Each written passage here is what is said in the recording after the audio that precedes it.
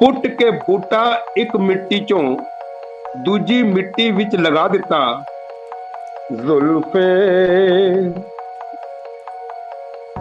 संवारने की अदा, जुल्फे। मेरे साहिब मुझे जोरदार नजर आते हैं और भी दुनिया में शहर, पर तेरी अलग बिसात लखनऊ। न जाने अपनी जिंदगी में कब आएगी बेफिक्री, प्रसिद्धि पाने की चाहत किसे न हो। छोड़ कर कैसे जिए हम आपको कि चुनाव की घोषणा हुई। छिड़ गया था युद्ध जब रंग का बदरंग का, कि देख पड़ोस को हंसने वालों, देख पड़ोस को हंसने वालों, उस जैसा घर आपका है। कि मुझे खरीदने मेरा रकीब आया है, मुझे खरीदने मेरा रकीब आया है। अभिव्यक्ति की स्वतंत्रता या स्वच्छंदता, अभिव्यक्ति की स्वतंत्रता या स्वच्छंदता। दृष्टियां तुम पर टिकी हैं अनगिनत, दृष्टियां तुम पर टिकी हैं अनगिनत, और तुम पर है डिठौना भी नहीं। और जब से उसने आना जाना छोड़ दिया, चलते चलते हम लोग अल्फाज हमारे के एपिसोड नंबर 12 तक पहुंच गए हैं। और मुझे पूरी उम्मीद है कि हम इस सीजन में कम से कम 25 एपिसोड तो करेंगे, और 25 एपिसोड के बाद फिर सीजन 2 स्टार्ट होगा। टुकड़ों में बांट के रखेंगे हम लोग, ताकि हमारे लिखने पढ़ने का स्टॉक लगातार बढ़ता रहे और नई नई चीजें सामने आती रहे। क्योंकि लगातार अगर हम करते रहेंगे तो फिर स्टॉक घटता जाएगा। तो मुझे बेहद खुशी है कि हम सभी जुड़ पाए हैं।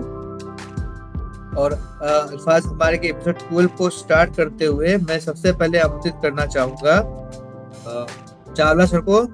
चावला सर, आपको सुने हुए हमें 3-4 हफ्तों से ज्यादा हो गया है, तो मैं आपको पूरी श्रद्धा के साथ आमंत्रित करता हूँ। आइए और आप अपनी कविता में सुनाइए, तरन्नुम में सुनाइए, ताकि सुनकर मजा आ जाए और इस एपिसोड की स्टार्ट एकदम धमाकेदार हो जाए। आइए सर। धन्यवाद, आपके निमंत्रण का धन्यवाद। मेरी खुशनसीबी है कि आप शुरुआत मेरे से कर रहे हैं। मैं जितने भी मेरे सहयोगी बैठे हैं, साथी बैठे हैं, उनसे एक अनुमति लेना चाहूंगा। दरअसल क्या है कि इत्तेफाक से शायद पिछली 2 बार मैं आपसे मिल नहीं पाया, और जो पिछली बार थी जब हमारी आपकी बातचीत हुई थी, तो उस वक्त जो रचना मैंने लिखी थी वो मैंने अपनी उस बेटी के लिए लिखी थी जो हमको छोड़कर चली गई थी, जिसको मैंने चिट्ठी लिखी थी एक। और पिछली बार जो मैंने रचना पढ़नी थी, क्योंकि मेरी दूसरी बिटिया की शादी हुई थी 14 अप्रैल को, तो एक उसके लिए भी लिखी थी। अब या तो उस पुरानी वाली को पकड़ के चले, 14 अप्रैल पे जो सुनानी थी वो है पंजाबी में, और दूसरी जो आज के लिए लिखी थी वो है हिंदी में। अब दोनों का जैसे आपका आदेश होगा मैं वैसे आगे चल पड़ूंगा। सर आप आरंभ कीजिए, आपकी दोनों कविताएं हम सुनना चाहेंगे। आप आरंभ कीजिए, एक एक करके आरंभ कीजिए सर। ओके, तो फिर पीछे वाली जो थी उसको पहले ले लेते, उसको ज्यादा डिले नहीं करते। अभी आप सभी परिचित हैं, जब कभी कोई, पंजाबी में कहते हैं पंजीरी लगाना, एक पौधे को दूसरी जगह उखाड़ के लगा देना, उसकी पुरानी मिट्टी से निकाल के नई जगह रोप देते हैं उसको, तो उसको पंजीरी लगाना कह देते हैं। तो ऐसे ही ख्याल आया दिल में कि ये बेटियां भी तो इसी तरीके से होती हैं, एक घर में पलती हैं, बढ़ती हैं, संस्कार लेती हैं, और उनको दूसरी मिट्टी में जाके रोपना पड़ता है। और इस आशा से, इस विश्वास से और इस प्रार्थना से वहां रोपा जाता है कि वहां पर भी इसकी जड़ें मजबूत हो, फले फूले और अच्छे फल दे, जिसको हमारी मेडिकल टर्मिनोलॉजी में कहते हैं फर्टिलिटी लड़की में अगर हो ना तो अगले घर में भी वो प्रफुल्लता रहती है। तो इन्हीं भावनाओं को लेके लिखा था कि एक घर से दूसरे घर में जाने में पौधे की भावना कुछ और होती है, जो भेजते हैं उनकी भावनाएं स्नेह कुछ और होता है, जो उसको एक्सेप्ट करते हैं उनकी भावनाएं कुछ और होती हैं। लेकिन जो समाज है उसके लिए तो बस पौधा रोप दिया, लेकिन उस पौधा रोपने में उस माली ने कितनी मेहनत की है, उस लैंड ने कितना एक्सेप्टेंस दिखाई है अपनी, वो किसी को नहीं दिखता। उसको दिखता है कि बस पौधा रोप दिया, बस पंजीरी लगा दी है। तो इसी बात को मैंने कोशिश किया बताने की। पुट के बूटा एक मिट्टी चों दूजी मिट्टी विच लगा दिता, पुट के बूटा एक मिट्टी चों दूजी मिट्टी विच लगा दिता ते कह दिता लो पंजीरी लग गई है। ਉਹ ਧਰਤੀ ਵੀ ਮਾਂ ਸੀ ਅਤੇ ਇਹ ਮਾਂ ਵੀ ਧਰਤੀ ਹੈ। ਉਹ ਧਰਤੀ ਵੀ ਮਾਂ ਸੀ ਤੇ ਇਹ ਮਾਂ ਵੀ ਧਰਤੀ ਹੈ। ਉਹਨੇ ਹਿੱਕ ਚੋਂ ਟੋਟਾ ਕੱਢਿਆ ਸੀ ਤੇ ਇਹਨੇ ਟੋਟਾ ਹਿੱਕ ਵਿੱਚ ਪਾਇਆ ਏ। ਉਹਨੇ ਇੱਜ਼ਤ ਕੀਤੀ ਏ ਸਦਕਾ ਤੇ ਇਹਨੇ ਵੀ ਪੱਤ ਰੱਖ ਲਈ ਏ, ਪਰ ਲੋਕਾਂ ਦੇ ਭਾਣੇ ਤੇ ਬਸ ਪੰਜੀਰੀ ਲੱਗ ਗਈ। अपने जिगर के टुकड़े को उसने दिया है और जिसने रिसीव किया, एक्सेप्ट किया है खुले दिल से, उन दोनों की भावनाएं अपनी जगह हैं। लेकिन लोगों के लिए ठीक है जी, शादी बहुत बढ़िया हो गई थी। उन्हें हिक चो टोटा कढ़िया सी ते एने भी पत रख लई है, पर लोकां दे भाणे ते बस पंजीरी लग गई है। ਉਹਦੇ ਵਿੱਚੋਂ ਵੀ ਇਹ ਕੁਝ ਖੁੱਸਿਆ ਖੁੱਸਿਆ, ਉਹਦੇ ਵਿੱਚੋਂ ਵੀ ਇਹ ਕੁਝ ਖੁੱਸਿਆ ਖੁੱਸਿਆ ਤੇ ਇਹਨੇ ਵੀ ਵਿਹੜਾ ਵੰਡਿਆ ਏ। ਕੀ ਮੁੱਲ ਹੈ ਵਿਹੜਾ ਵੰਡਣ ਦਾ, ਕਿੰਨੇ ਖੁੱਸਣ ਦੀ ਕੀਮਤ ਪਾਈ ਏ, ਪਰ ਇੱਕ ਸਬਰ ਦਾ ਫਾਹਾ ਹੈ ਲੱਗਿਆ। ਹਾਂ, ਪੰਜੀਰੀ ਲੱਗ ਗਈ ਹੈ। ਬੂਟੇ ਨਾਲ ਲੱਗੀ ਹੋਈ ਹੈ ਥੋੜੀ ਜਿਹੀ ਮਿੱਟੀ, ਬੂਟੇ ਨਾਲ ਲੱਗੀ ਹੋਈ ਥੋੜੀ ਜਿਹੀ ਮਿੱਟੀ ਹੈ। ਮਾਲੀ ਦੀ ਸੇਵਾ ਦੁਲਾਰ ਤੇ ਮਾਂ ਭਰਤੀ ਦੇ ਪਿਆਰ ਨਾਲ ਗੁੰਨੀ ਹੋਈ ਮਿੱਟੀ ਹੈ। ਇਸ ਵਿੱਚ ਨੇ ਤਤ ਸਤ ਗੁਣ ਗਿਆਨ ਅਮਲ ਤੇ ਬੋਧ ਅਤੇ ਸੰਸਕਾਰ। ਇਸ ਮਿੱਟੀ ਵਿੱਚ ਨੇ ਜੜਾਂ ਜਿਹੜੀਆਂ ਜੋੜਦੀਆਂ ਨੇ ਨਾਲ ਪਰਿਵਾਰ। ਤੇ ਬੂਟਿਆ ਹੁਣ ਤੂੰ ਡੋਲ ਦੇ ਆਪਣੇ ਸਾਰੇ ਗੁਣ ਨਵੀਂ ਧਰਤੀ ਤੇ। ਹੁਣ ਤੈਨੂੰ ਨਵੀਂ ਹਵਾ ਨੇ ਹੈ ਗੁਦਗੁਦਾਇਆ, ਨਵਾਂ ਮਾਲੀ ਹੈ ਪਿਆਰ ਦਾ ਪਾਣੀ ਲਿਆਇਆ। ਆਪਣੀ ਮਿੱਟੀ ਖੋਲ ਦੇ ਹੁਣ ਤੂੰ, ਜੜਾਂ ਦੇ ਵੱਟ ਵੀ ਖੋਲ ਦੇ ਹੁਣ ਤੂੰ। ਨਵੀਂ ਧਰਾ ਨਾਲ ਇੱਕ ਮਿਕ ਹੋ ਜਾ, ਨਵੀਂ ਸ਼ਰ੍ਹਾ ਨਾਲ ਇੱਕ ਮਿਕ ਹੋ ਜਾ, ਤਾਂ ਜੋ ਦੁਨੀਆ ਆਖੇ ਕਿ ਵਾਹ ਕਿਆ ਪੰਜੀਰੀ ਲੱਗ ਗਈ ਹੈ। ਇਸ ਵੇੜੇ ਵਿੱਚ ਸਭ ਖਿੜਖਿੜ ਹੱਸਣ, ਬੂਟਿਆਂ ਵਿੱਚੋਂ ਬੂਟੇ ਵਸਣ। ਪਰ ਸੁਣ ਬੂਟਿਆ, ਤੂੰ ਵੀ ਆਪਣੇ ਤਤ ਸਤ ਗੁਣ ਗਿਆਨ ਅਮਲ ਤੇ ਬੋਧ ਅਤੇ ਸੰਸਕਾਰ ਐਦਾਂ ਹੀ ਗੁਣ ਕੇ ਵਿੱਚ ਮਿੱਟੀ ਦੇ ਨਾਲ ਸਿਦਕ ਤੇ ਪਿਆਰ ਨਿੱਕੇ ਬੂਟਿਆਂ ਦੀ ਜੜ੍ਹਾਂ ਨੂੰ ਲਗਾ ਦੇਵੀਂ ਤੇ ਹਿੱਕ ਚੋਂ ਟੋਟਾ ਕੱਢ ਕੇ ਪੰਜੀਰੀ ਲਗਾਉਣ ਦਾ ਦਸਤੂਰ ਨਿਭਾ ਦੇਵੀਂ। ਮੁਫਲਿਸ ਦੇ ਕੋਲ ਕੀ ਹੈ ਤੈਨੂੰ ਦੇਣ ਦੇ ਲਈ। ਇੱਕ ਬਾਪ ਆਪਣੀ ਬੇਟੀ ਨੂੰ, ਚਾਹੇ ਉਸको दहेज कह लो, प्यार कह लो, आशीर्वाद कह लो, मुफलिस दे कोल की है तेनू देन दे लई सिवाय दुआवां दे। रब्बा मेहर करी अर्श तो फर्श तो पाड़ के अंबर नाल मेरियां सदावां दे। कुछ थोड़ नहीं तेरे घर ते ना कोई थोड़ पै जासी। एक किनका अपनी मेहर दा दे ते लाडो मेरी भी सुखी रह जासी। Thank you. बहुत खूब। बहुत अच्छा, बेटी का बहुत अच्छा सीख देकर भेजे ससुराल और टच बस गई, बहुत अच्छा लगा। एक दो शब्दों को छोड़कर बाकी मैं लगभग सभी कुछ समझ गया, और बहुत ही उम्दा कविता रही सर आपकी, और हर स्टेज को आपने बखूबी बयां किया है। बहुत अच्छा लगा सुनकर, बड़ा मजा आया। चावला जी में मुझे सरदार पूर्ण सिंह नजर आते हैं। मैं पता नहीं क्यों, मैं बहुत दिनों से कहना चाह रहा था कि जब भी मैं इनको सुनता हूँ या मैं देखता हूँ, मुझे सरदार पूर्ण सिंह नजर याद आ जाते हैं। अब मैं मोहन सिंह जी, हाँ जी, मैं उस व्यक्तित्व सरदार से मोहन पंजाबी भाषा बहुत ही प्यारा है, बहुत अच्छा लगता है सुनने।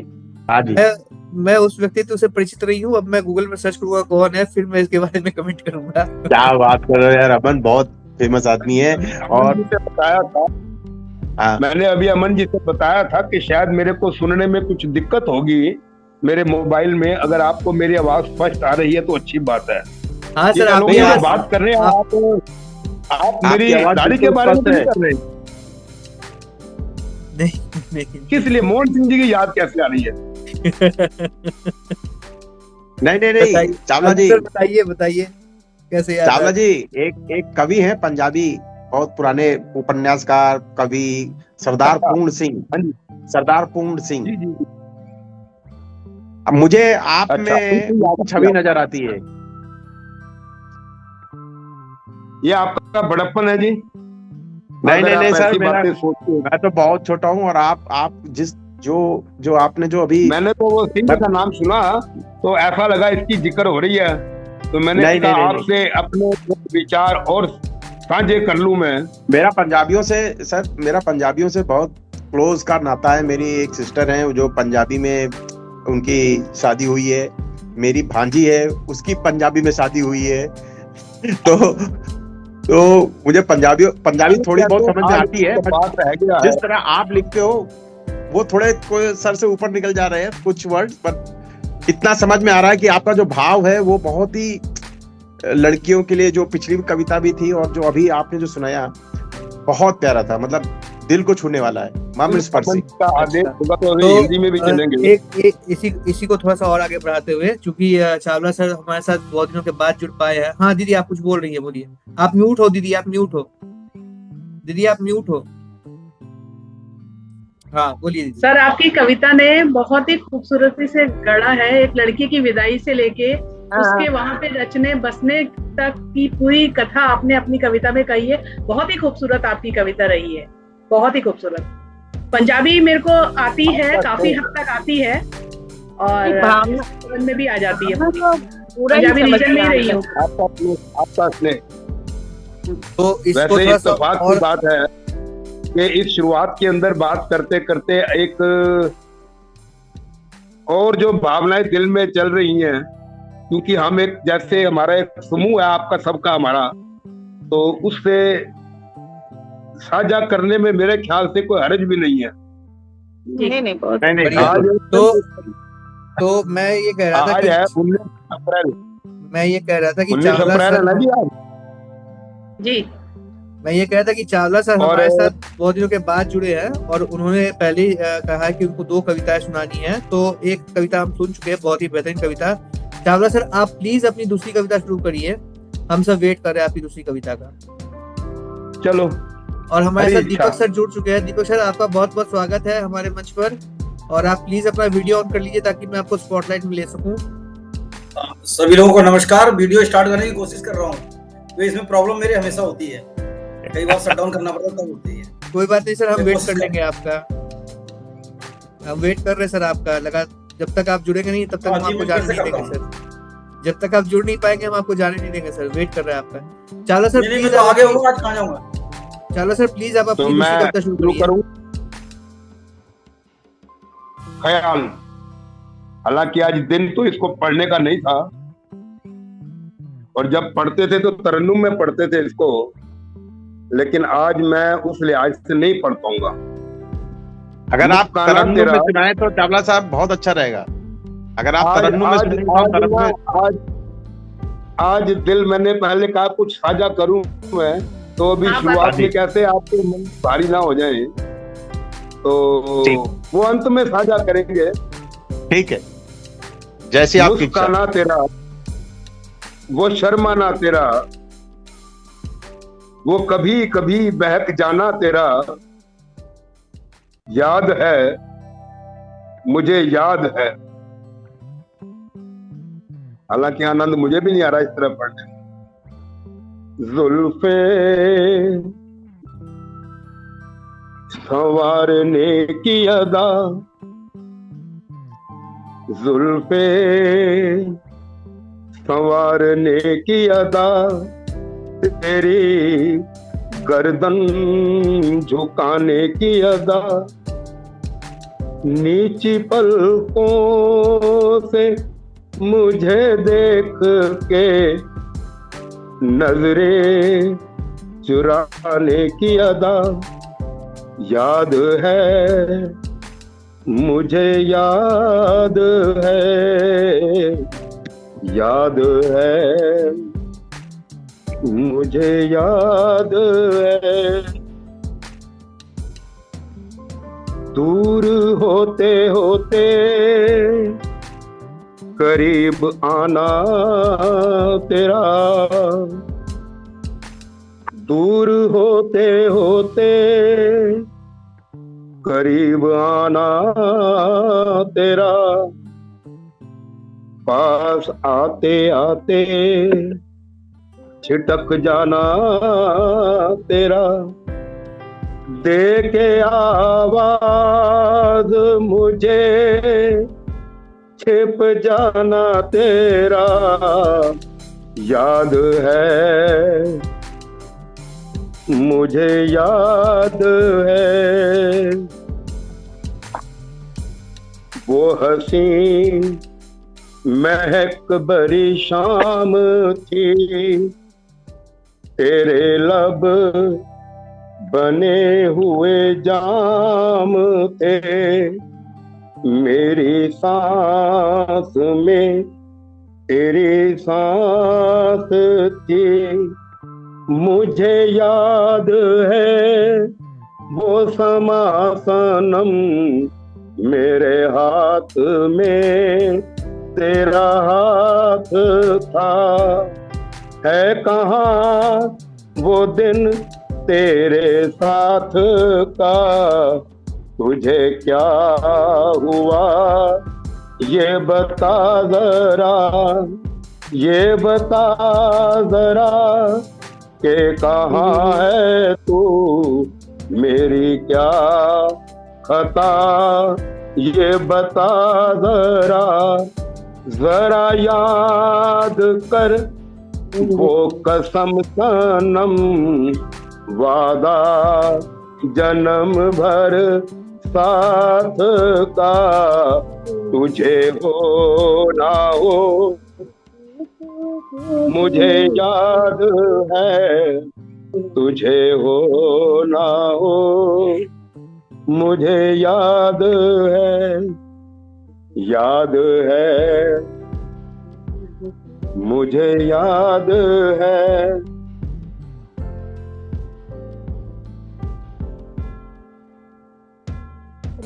बहुत इच्छा, मतलब क्या कहे, इसका कोई जवाब नहीं है। ये जो तरन्नुम है सर की, ये जो सर की पकड़ है ना गजल में, जो सर की पकड़ है, और हम तो लगातार यही सोचते हैं कि अरे, हम तो लगातार सोचते यही है कि काश कि इनके कुछ दूर तक पहुंच सके, जहां सर पहुंचे वहां तक थोड़ा सा भी सफर पूरा कर सके तो बहुत बड़ी बात है। सर बहुत उम्दा बहुत उम्दा गजल है ऐसे मेरी लिखी हुई कुछ एक लाइनें हैं मेरी लिखी हुई जो अलग अलग समय पे अलग अलग प्लेटफॉर्म पे लोगों को पसंद आई हैं, तो उससे थोड़ा सा कभी कभी लालच आ जाता है, कुछ ऐसा संयोग बने कि कुछ रचनाओं में संगीत आके, अगर आजकल तो जमाना YouTube का, इंटरनेट का, सोशल मीडिया का इतना है। सर आप ना रिकॉर्ड मैंने कहा था, सर आप ना रिकॉर्ड करके भेज दो, मैं उसको उसमें म्यूजिक कंपोज करके डाल दूंगा। आप अपने वॉइस में रिकॉर्ड करके भेज दो। बेहद खूबसूरत गजल, बहुत ही खूबसूरत तरन्नुम से आपने सुनाया, बहुत ही सुंदर। चावला जी आपको बहुत बहुत बहुत बहुत बधाई। मतलब इतना अच्छा आपने सुनाया है, इस अवस्था में भी आपने वो तरन्नुम का जो जो आपने पकड़ा है वो जो बहुत पकड़ है शानदार। वो तो वो गजब की आपका पकड़ है। क्योंकि इसमें मतलब- ना असल में क्या अभी मैं स्पीकर को देखते हुए गलत बोल गया। अगर मैं इसको अपने रिदम में चलता हूँ ना तो ये हाँ। शुरुआत में अमन जी समझेंगे कि शुरुआत में ना बड़ा जैसे खोया हुआ इंसान होता है ना, कि याद है, मुझे याद है, याद धीरे है, मुझे धीरे याद है। स्टेप चलता है और अंत में आता है वो कहता है कि जब तुझे याद हो ना हो मुझे याद है। वहां पे मुझे जो याद एकदम से क्रैश होता टूटता है जैसे, उसके बाद एकदम साइलेंस आती है। That is the climax basically. और वो प्रेजेंटेशन का सारा मसला है। तो कभी संयोग बनेगा तो होगा। सहयोग तो बन जाएगा सर। आप धन्यवाद, रिकॉर्ड करके बहुत भेजो, बहुत मैं कर धन्यवाद दूंगा आपको। सर। आप अपनी मधुर वाणी में रिकॉर्ड करके भेजो, बाकी का मैं कर दूंगा सर, कोई तकलीफ नहीं। बाकी बहुत बहुत जी जनाब, पद्मा जी मैडम जनाब, कुछ बोलना धन्यवाद। चाहती है। चावला साहब सर, बहुत बहुत सत नमन है आपको। इस मुर में बहुत अच्छे से तरन्नुम से अरे, गाना और एक अरे, एक मेरे- चीज को पकड़ अरे, इतनी मेरे- अच्छी मेरे- है कि क्या बताए। बहुत से सीखना है आपसे हम लोग को। हाँ, मुझको तो सीखना है सर। बिल्कुल कभी सही बोला। सब प्रभु कृपा, सर आप सब प्रभु कृपा है। आप ना शागिर्द बना लो मुझको सर। मुझको बहुत जरूरत है किसी अच्छे सब प्रभु गुरु कृपा है। की। Thankful to him. जी जनाब। अब हाँ, अमन तो जी किसको इतने- सुनवा रहे हैं हमारे को? इतने गजब की दो बैक टू बैक कविता, एक कविता और एक गजल सुनने के बाद माहौल बिल्कुल बनसा गया है। और इस माहौल को मैं थोड़ा और आगे लेके जाता हूँ और अपने ऐसे दूसरे मेंबर को इनवाइट करता हूँ उनकी भी पकड़ गजल में बहुत मजबूत है। आप समझ रहे होंगे कि मैं किनकी बात कर रहा हूँ। और चूंकि वो भाई साहब भी हमारे साथ करीबन 2-3 हफ्तों के बाद जुड़े हैं। तो आलोक सर, आपका बहुत बहुत स्वागत है। और इस ये जो स्पार्क उठा है, आ गया वो? ये जो लेवल बना है, आप इसको और थोड़ा ऊपर लेके जाइए और एक जबरदस्त गजल सुनाइए सर। माहौल बना है। प्लीज चलिए सर, आपके आदेशानुसार और इसी क्रम को ना तोड़ते हुए ये जो अभी जो गजल का जो चावला साहब ने जो समा बांधा है, अब मैं थोड़ा आज कोई मोटिवेशनल गजल ना गाकर एक रोमांटिक कुछ सुनाने की कोशिश करूंगा। बहुत कम लिखता हूं, बट जितना भी लिखता हूं एक उसमें से बन गई तो आप लोगों के समक्ष रखता हूं कि मेरे साहिब मुझे जोरदार नजर आते हैं। मेरे साहिब मुझे जोरदार नजर आते हैं। जिधर देखूं उन्हें वो लगातार नजर आते हैं। जिधर देखूं उन्हें बहुत वो सुंदर, लगातार बहुत नजर सुंदर। आते हैं। कभी ख्वाबों कभी दिल की हरारत में मिले। कभी ख्वाबों कभी दिल की हरारत में मिले। हर जगह मेरे वही राजदार नजर आते हैं। मेरे साहिब मुझे जोरदार नजर आते हैं। जिधर देखूं उन्हें वो लगातार नजर आते हैं। और बात कहनी हो अगर पर होंठ हिलते भी नहीं। बात कहनी हो मगर पर होंठ हिलते भी नहीं। फिर भी आंखों से बड़े आस्कार नजर आते हैं। फिर भी आंखों से बड़े आस्कार नजर आते हैं। मेरे साहिब मुझे जोरदार नजर आते हैं। जिधर देखूं उन्हें वो लगातार नजर आते हैं। उनकी यादों का है असर एक उजाले की तरह। उनकी यादों का है असर एक उजाले की तरह। पर मेरी तरह वो भी बेकरार नजर आते हैं। मेरे साहिब मुझे जोरदार नजर आते हैं। जिधर देखूं उन्हें वो लगातार नजर आते हैं। मैंने चाहा था कभी खुद से जुदा हो जाऊं। मैंने चाहा था कभी खुद से जुदा हो जाऊं। पर मेरी राहों में वो हर बार नजर आते हैं। मैंने चाहा था कभी खुद से जुदा हो जाऊं, पर मेरी राहों में वो हर बार नजर आते हैं। मेरे साहिब मुझे जोरदार नजर आते हैं। जिधर देखूं लगातार नजर आते हैं। और लास्ट का कुछ इस तरीके का लिखा है कि दिल की वीरान गली में जो उजाला कर दे। दिल की वीरान गली में जो उजाला कर दे। मेरी उम्मीदों के चरागों के हकदार नजर आते हैं। दिल की वीरान गली में जो उजाला कर दे। मेरी उम्मीदों के चरागों के हकदार नजर आते हैं। मेरे साहिब मुझे जोरदार नजर आते हैं। जिधर देखूं वो लगातार नजर आते हैं।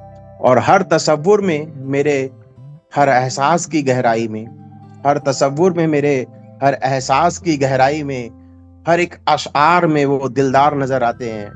हर एक अशआर में वो दिलदार नजर आते हैं।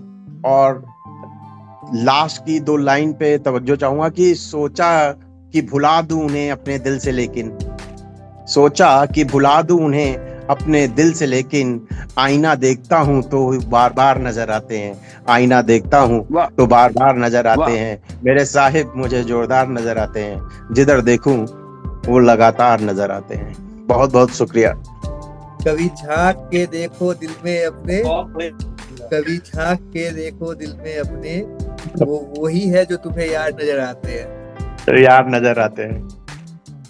बहुत ही जबरदस्त, बहुत ही उम्दा सर, मजा आ गया। बहुत तो चावला साहब के जी चावला आदरणीय। साहब के जो लास्ट की जो गजल थी, मैंने बस उसी तरन्नुम को पकड़ के ये दिमाग में आ गया तो मैंने कहा सुना देता हूँ। बहुत बहुत बहुत बहुत बढ़िया। बहुत सुंदर रहा, बहुत सुंदर रहा सर। बेहद Thank you. खूबसूरत। खूबसूरत, बहुत ही सुंदर। हम लोग तो निःशब्द हो गए, बहुत अच्छा लगा, बहुत ही। अच्छा, तो धन्यवाद तुलना जी आप। इस सेशन में, अच्छा इस सेशन में अभी 7 मिनट ही बाकी है और बतौर सजा आलोक सर को एक कविता और सुनाने की दी जाती है और अगले सेशन में हम लोग फिर जुड़ेंगे, तो फिर अपने अगले सदस्यों के पास एक एक करके चलते फिरेंगे। तो आलोक सर, क्योंकि आप 2 हफ्ते 3 हफ्ते से नहीं मिले हैं, तो एक कविता आपकी तरफ से और हो जाए और उसके साथ ही इस सेशन का समापन होगा, फिर हम अगले सेशन में जुड़ेंगे। सभी से अनुरोध है कि चलिए। सभी जुड़े रहे, सभी जुड़ेंगे हम लोग वापस चलिए। फटाफट करके। आपको आपके आदेश पे फिर मैं एक अपने लखनऊ की कुछ तारीफ कहना चाहूंगा। तो आप लोगों सबको मैं लखनऊ की तरफ ले चलता हूँ कि हैं और भी दुनिया में शहर, पर तेरी अलग बिसात लखनऊ, है और भी दुनिया में शहर, पर तेरी अलग बिसात लखनऊ, दिल दिमाग पर कुछ इस कदर छासा गया है लखनऊ, दिल दिमाग पर कुछ इस कदर छासा गया है शहर लखनऊ, और गलियां हूँ नक्खास की या फिर अमीनाबाद की। जो लखनऊ को बहुत जानते होंगे तो वो इन सब गलियों से या इन जगहों से परिचित होंगे, तो उन सबको समेटने की कोशिश की है कि गलियां हो नक्खास की या फिर अमीनाबाद की, हर एक तंग गली में जनाब, हर एक तंग गली में जनाब दिख जाएगा तुझे है लखनऊ, हर एक तंग गली में जनाब दिख जाएगा तुझे है लखनऊ, कि बाजारों की रौनक हो या वीरान पड़ी इमारतें, बाजारों की रौनक हो या वीरान पड़ी इमारतें, सूरत हाल कुछ भी हो मुस्कुराता मिलेगा तुझे है लखनऊ, मुस्कुराता मिलेगा तुझे है लखनऊ, कि टुंडे का हो कबाब या प्रकाश की हो कुल्फी, टुंडे का हो कबाब या प्रकाश की हो कुल्फी, जुआ पे चढ़ जाएगा तेरे हर जायका है लखनऊ, जुआ पे चढ़ जाएगा तेरे हर जायका है लखनऊ, और रेशमी साड़ी हो या फिर चिकनकारी हो कुर्तों की, रेशमी साड़ी हो या फिर चिकनकारी हो कुर्तों की, एक बार आजमा ली तो बस जाएगा तन पे लखनऊ,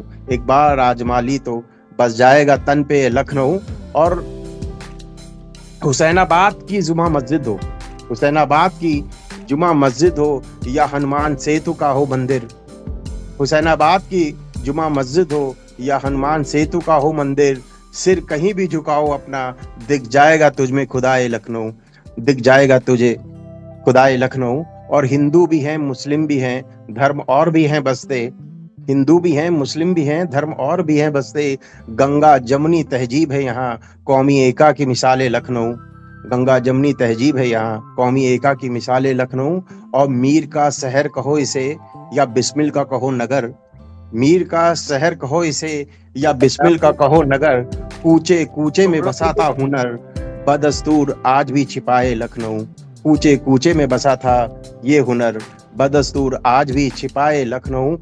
और मेरी विडंबना यह है कि मैं सारे शहर की अगर कल्पना भी करूं तो अब क्या जवाब दूं मैं तेरे इस सवाल का, अब क्या जवाब दूं मैं तेरे इस सवाल का, कि है कौन सा शहर लाजवाब, जुबां पर एक ही नाम लखनऊ, जुबां पर एक ही नाम और लखनऊ। और इस शहर की जो वातावरण है या जो भी मैं पला बड़ा या जितना भी मैं देखा हूं, तो अंत में मैं वो पंक्तियों से इस कविता का समापन करूंगा कि इस शहर की आबो हवा के, इस शहर की आबो हवा के हम पर इतने साए हैं, मुफलिसी में भी हमने यहाँ क्या खूब जश्न मनाए हैं, अदब व तहजीब के संग दौड़ेगा जब तलक रगों में खूं, अदब व तहजीब के संग दौड़ेगा जब तलक रगों में खूं, और कोई भी तेरी हस्ती मिटा सकता नहीं है लखनऊ, कोई भी तेरी हस्ती मिटा सकता नहीं है लखनऊ। बहुत बहुत धन्यवाद। बहुत ही बहुत खूबसूरत। गजब, बहुत बहुत गजब। सुंदर, बहुत सुंदर सर। आप एक गजल से होके बेहद खूबसूरत वर्णन, का सफर बेहद कर लिया। खूबसूरत वर्णन लखनऊ शहर का। एक मुझे भी बात पसंद आई थी लखनऊ की, कि जुबा पर जो लग जाए तो स्वाद जाता नहीं बोर में, जुबा पर जो लग जाए स्वाद जाता नहीं कि बोर में, ओस में बने मक्खन की बात सर्दियों में निराली है। वहीं पर देखा था मक्खन, ओस में जो मक्खन बनाते हैं उसकी बात बहुत निराली है। तो काफी अच्छा शहर है, बहुत खूबसूरत। तो लगता है कि एक बार लखनऊ में 2 बार घुमा हुआ हूँ, लेकिन सिर्फ हाँ 2 ही जी, बार घुमा लखनऊ में हूँ। 5 साल रही हुई हूँ, मेरा पोस्टिंग था वहाँ पर। तो 2 ही बार घुमा हुआ हूँ। एक बार और लखनऊ की सैर करनी पड़ेगी मुझको लगता है। लोग भी चेन्नई में रह के लखनऊ को मिस कर रहे हैं, समझ में आ रहा है। सर बहुत मिस करते हैं। गाजियाबाद में रह के कानपुर लखनऊ को मिस कर रहा हूँ। अरे दीपक जी, कानपुर का लखनऊ में सारे एक बार हमारा हैं। काफिला लखनऊ में ही बैठे और सबके सब लखनऊ में मिले, और लखनऊ का गुलशान लखनऊ में बैठ गए। मैं तो बस उस दिन का इंतजार कर रहा हूँ कि जब यहाँ से मेरा कार्यकाल हो खत्म जाए। हो और मैं सीधा जाके बस जाऊँ। चलिए, बहुत बहुत खूबसूरत, एक से एक बढ़कर एक गजल बैक टू बैक सुनते हुए, और माहौल बना हुआ है, इस माहौल को और बनाए रखना है। चूंकि इस सेशन में सिर्फ 2 मिनट बाकी है, तो मैं सबसे अनुरोध करूंगा कि मैं ये सेशन यहीं समाप्त कर रहा हूँ, और सबके सब 5 मिनट का, मैंने जितनी जल्दी हो सके, 5 मिनट बहुत ज्यादा है, मैं ये सेशन खत्म कर रहा हूँ, और आप लोग फटाफट कोई फटाफट प्रॉपर है, कोई प्रॉपर जुड़िए। लखनऊ से है यहाँ पर? प्रॉपर हाँ? लखनऊ सर, लखनऊ में 5 क्योंकि साल आपने रही हूँ। लखनऊ की बात करके मुझको मेरा टाइम याद करवा दिया। वहां पर एक एड्रेस है, 17 नंबर शायद मकान होगा, खाकान मंजिल, वजीरगंज। सर बिल्कुल 17 खास के बगल में ही खाकान है। मंजिल, वजीरगंज। तो वहां पे एक चक्कर लगा के आना चाहता हूं मैं। आइए। एक बार गया था, 2 बार गया था लखनऊ में। एक बार तो किसी ऑडिटोरियम में कोई ड्रामा हो रहा था ताश के पत्तों में, हमको भी कुछ करने का मौका मिला था, स्टेज पे गए थे। और दूसरी बार गए थे, होगा या गन्ना संस्थान होगा। इमाम बाड़ा देख के आ गए थे, छोटा इमाम बाड़ा, बड़ा इमाम बाड़ा। ये सब लेकिन मैं घुमा हूँ। दोनों बार मैं वजीरगंज नहीं जा पाया। वहां पर एक लड़की रहा करती थी, अंजनी मीरा। तब तो सुनना है, नाम ये उसका कहानी था तो सुननी अंजनी पड़ेगी, ये कहानी तो सुननी पड़ेगी। लेकिन उसकी मैंने शक्ल नहीं देखी आज तक। ये बातें हैं सन 68, 69, 70 की, जिन दिनों ना मोबाइल होते थे, ना लैंडलाइन होते थे। प्रचलन था पेन फ्रेंडशिप, पत्र मित्रता। बस चिट्ठियां आती थी, चिट्ठियां जाती थी। फिर कब कैसे सिलसिला टूटा, अब आज पता नहीं कि तू कहाँ और मैं कहाँ, क्या पता लगता है। सही बात है, एक कविता लिखने पड़ी, तू कहाँ मैं कहाँ। फेसबुक में बहुत सारे पुराने भी मिल जाते हैं। अच्छा सर, ये सेशन खत्म होने वाला है, आप लोग फटाफट जुड़िएगा। मैं इसको एंड नहीं करता क्योंकि 2-3 सेकंड के अंदर ये बिल्कुल सर बढ़ाता हूँ मैं। इसी क्रम को आगे बढ़ाते हुए अब मैं सीधे कूच करता हूँ पद्मा दी की तरफ। दीदी, आपका स्वागत है, मंच पर आइए और अपनी कविता सुनाइए, और इसी तरह जोश बना रहे, और बहुत अच्छी कविताएं सुन रहे हैं। आपसे भी एक बहुत ही अच्छी कविता सुनेंगे हम। आइए दीदी। नमस्कार सभी को। मैं क्या अच्छे सुनाऊंगी, इन लोग का इतना तरन्नुम से सुना रहे हैं सबको कि मैं कुछ नहीं कुछ सुनाऊं, क्या सुनाऊं, तो समझ नहीं आ रहा है। ऐसे मत कहो, आप दिल खोल के बोलो। हाँ कुछ भी सुनाओ, हमको पसंद है। हाँ, आपका जो बेटी को सीख दिया, उस पर एक अपने माँ बाप का सीख का एक कविता लिखे थे वो, या फिर आजकल का। पहले आज वाला सुना देते हैं, जो इस टाइम पे मैं लिखी हूँ एक। स्वागत है। बेफिक्री, अभी से रिलेटेड है। बेफिक्री, न जाने अपनी जिंदगी में कब आएगी बेफिक्री, न जाने अपनी जिंदगी में कब आएगी बेफिक्री, जब न कोई जागने का समय होगा, न कार्य करने की जल्दी, जब न कोई जागने का समय होगा, न कोई कार्य करने की जल्दी। चलो यह काम कल कर लेते हैं, चलो यह काम कल कर लेंगे, अभी चाय की चुस्की का मजा लेते हैं। चलो यह काम कल कर लेंगे, अभी चाय की चुस्की का मजा लेते हैं। बैठ दोस्तों के साथ हंसी ठिठोली कर लेती, बैठ दोस्तों के साथ हंसी ठिठोली कर लेती। पुराने पलों को फिर से जी लेती हूँ, पुराने पलों को फिर से जी लेती हूँ नए अंदाज। पुराने पलों को फिर से जी लेती हूँ नए अंदाज में। हवा के झोंके के साथ, हवा के झोंकों के साथ, फर्राटे से स्कूटी दोस्तों के साथ संग चलाने की ख्वाहिश को जी लेती हूँ जागते सपनों में। हवा के झोंकों के साथ, फर्राटे से स्कूटी दोस्तों के संग चलाने की ख्वाहिश को जी लेती हूँ जागते सपनों में। कभी गैस पे रखी दूध सब्जी की परवाह न कर, कभी गैस पर रखी दूध सब्जी की परवाह न कर। अपनी बालों की लटों को संवारती रहूं, अपनी बालों की लटों को संवारती रहूं। चेहरे पर आए झुर्रियों को हटाने का अनथक प्रयास करती रहूं, चेहरे पर आए झुर्रियों को हटाने का अनथक प्रयास करती रहूं। डर डर कर अब तक जो जिया है जिंदगी को, डर डर कर अब तक जो जिया है जिंदगी को, परिवार समाज की परवाह कर। डर डर कर अब तक जो जिया है जिंदगी को, परिवार समाज की परवाह कर। अब अपने समय को अपनी कठपुतली बनाकर, अब अपने समय को अपनी कठपुतली बनाकर कुछ नए पैमाने को आजमाओ। अब अपने समय को कठपुतली बनाकर कुछ नए पैमाने को आजमाओ। जिंदगी को जिंदा दिली से जीने का फंडा नई पीढ़ी से सीख जाओ। जिंदगी को जिंदा दिली से जीने का फंडा नई पीढ़ी से सीख जाऊं। अपने हम उम्र की मिसाल बनकर, अपने हम उम्र की मिसाल बन पाऊं। पुराने गजलों की नई धुन पर अपने हृदय की धड़कनों को नचा पाऊं। पुराने गजलों की नई धुन पर अपने हृदय की धड़कनों को नचा पाऊं। बेफिक्री से जीने का अंदाज ही आधुनिक जीवन की खुशहाली का फलसफा। बेफिक्री से जीने का अंदाज ही आधुनिक जीवन के खुशहाली का फलसफा है। उस पे अमल कर जाऊं, उस पे अमल कर जाऊं। शेष जिंदगी बेफिक्री से जी जाऊं, शेष जिंदगी बेफिक्री से जी जाऊं, शेष जिंदगी बेफिक्री से जी पाऊं। धन्यवाद। बहुत खूब, बहुत खूबसूरत मैम, बहुत ही अच्छा, बहुत ही बढ़िया कविता। जो विवशता है उसको साफ झलकती है कि आपका दिल जो तो वो पूरी दिल तो जिंदगी बहुत करता है।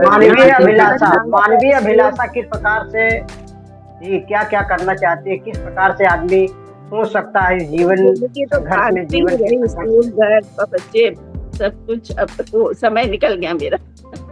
पद्मा जी, जी बिल्कुल, बहुत पद्मा ही जी actually सटीक क्या और है, सही। हाँ? जो पद्मा जी को फील हो रहा है वो एक समय पे सभी को फील होता है।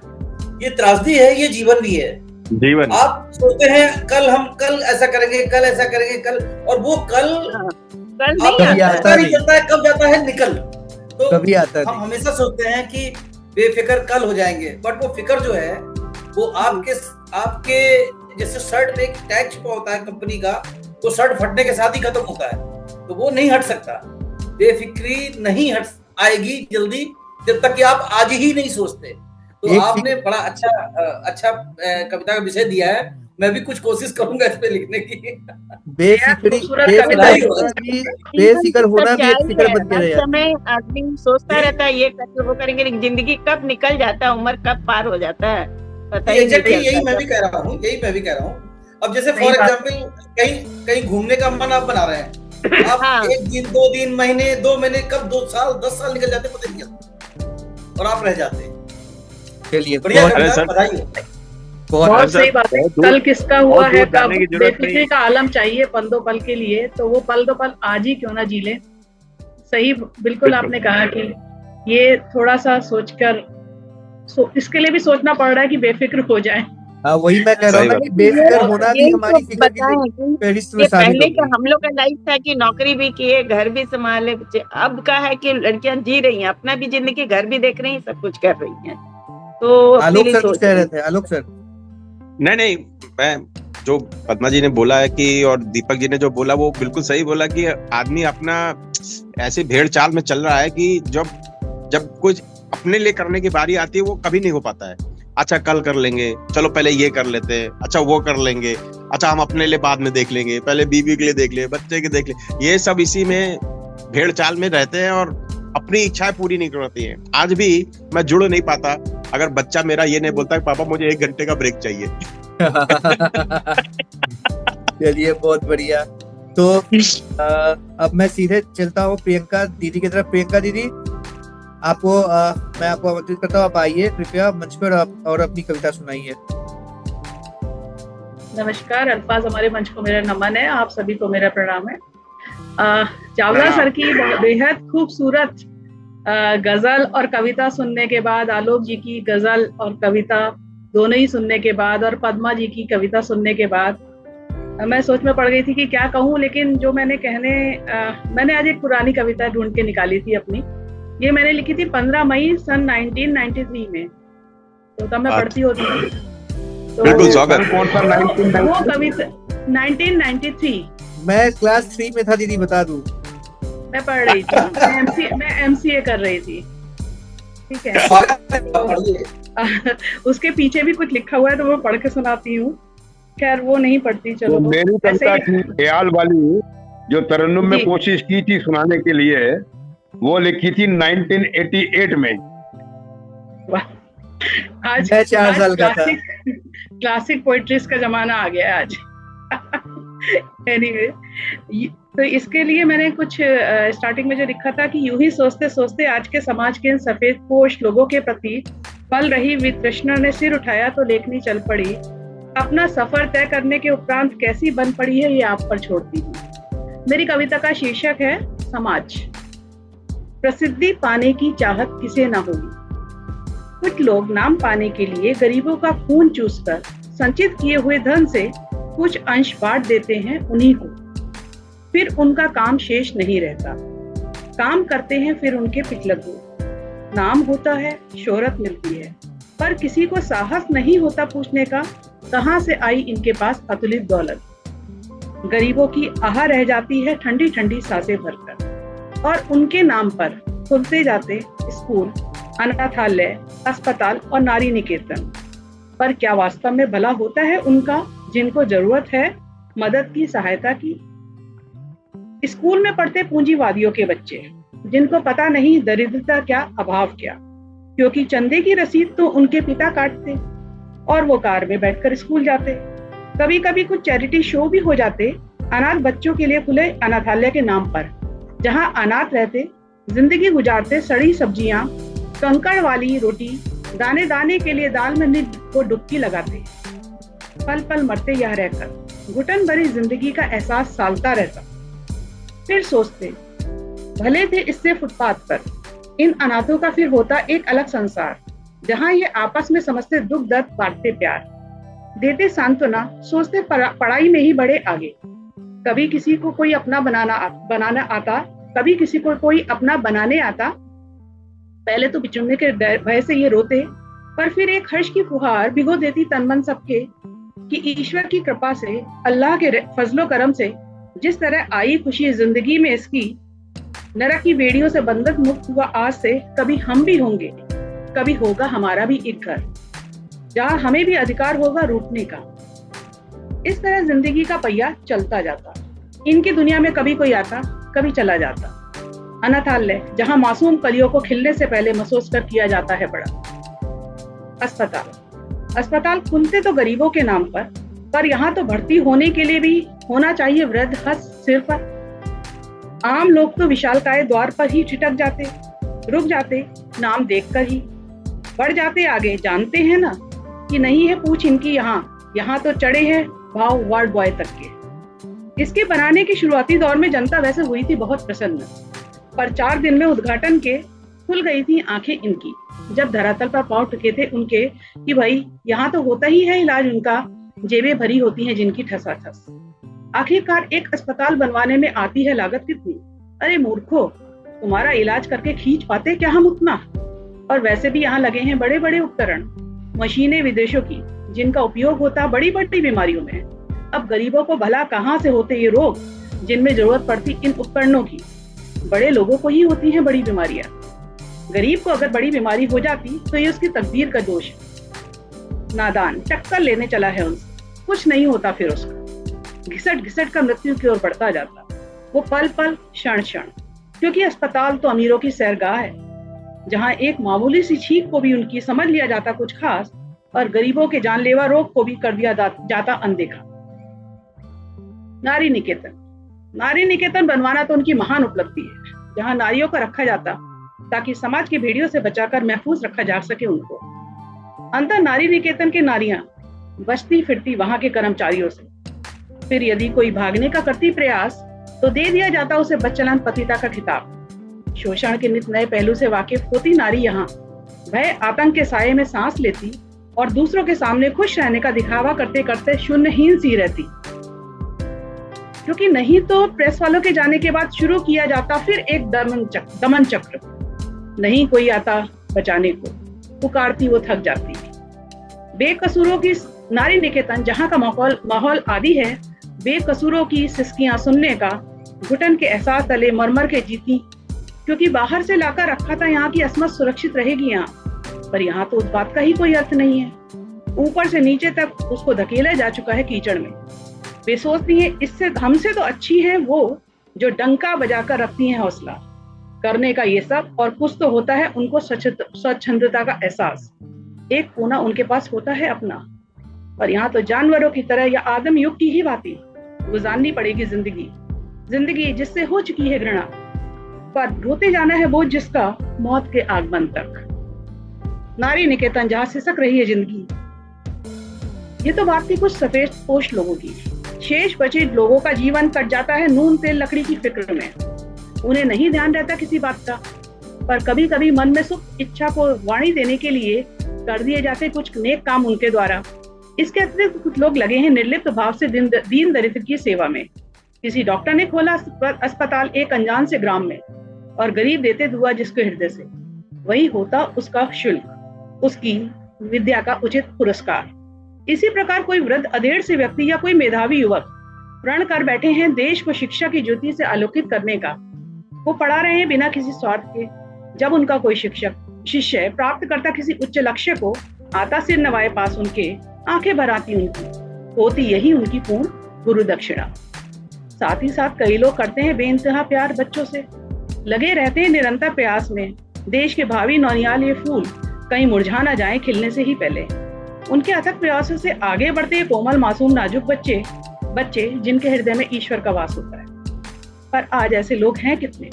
यद्यपि आवश्यकता है आज भीषण उनकी जिनको चाहत नहीं पुरस्कारों की, इनामों की, जिनके लिए कर्म करना ही लक्ष्य है प्रदान।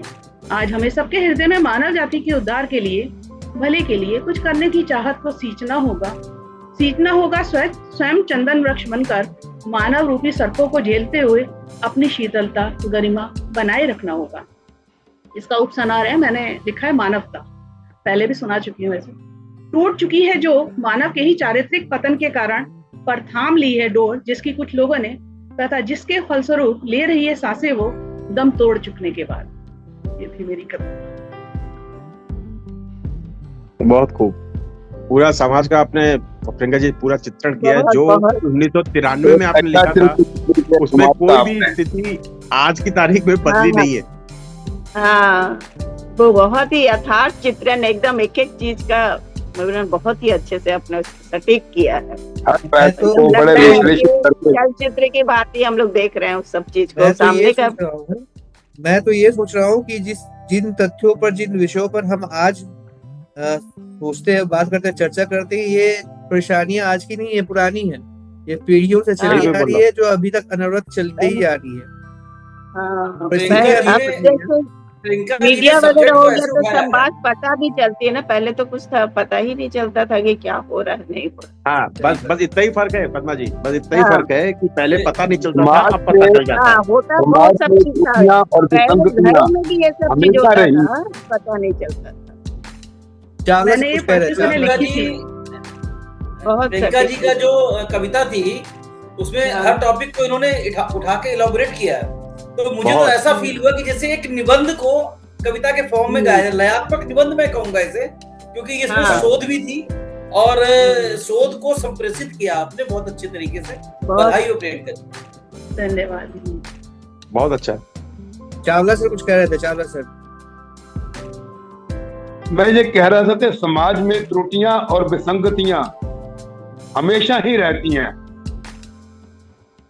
तो जो इन्होंने उस वक्त स्टडी किया, जिसको इन्होंने चरित्र चित्रण किया समाज का, वो आजकल थोड़ा कॉमन इसलिए नजर आता है कि आजकल सोशल मीडिया या हमारे न्यूज चैनल तो चीजें कॉमन है।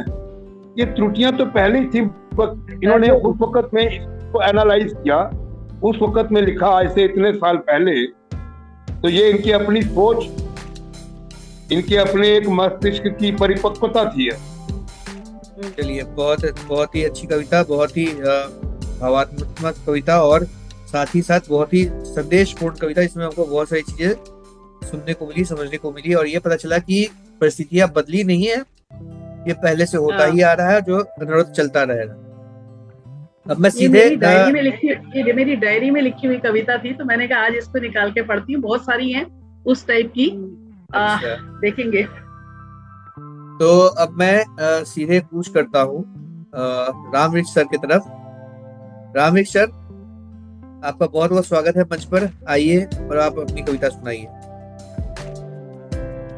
जी सर, सबसे पहले तो इस मंच पर उपस्थित तमाम साहित्यकार साथियों को सादर प्रणाम। जैसा कि मैं बड़े ध्यान से आप लोगों को सुन रहा हूँ, मैंने देखा कि आदरणीय पद्मा वर्मा जी जिस प्रकार से अपनी रचनाओं में मानवीय स्वभाव का वर्णन किया, वास्तव में सराहनीय रहा, बहुत अच्छा लगा। मानवीय क्रियाकलाप, मानवीय संबंध, मानवीय स्वभाव का बड़ा ही सुंदर वर्णन था आपकी रचना में।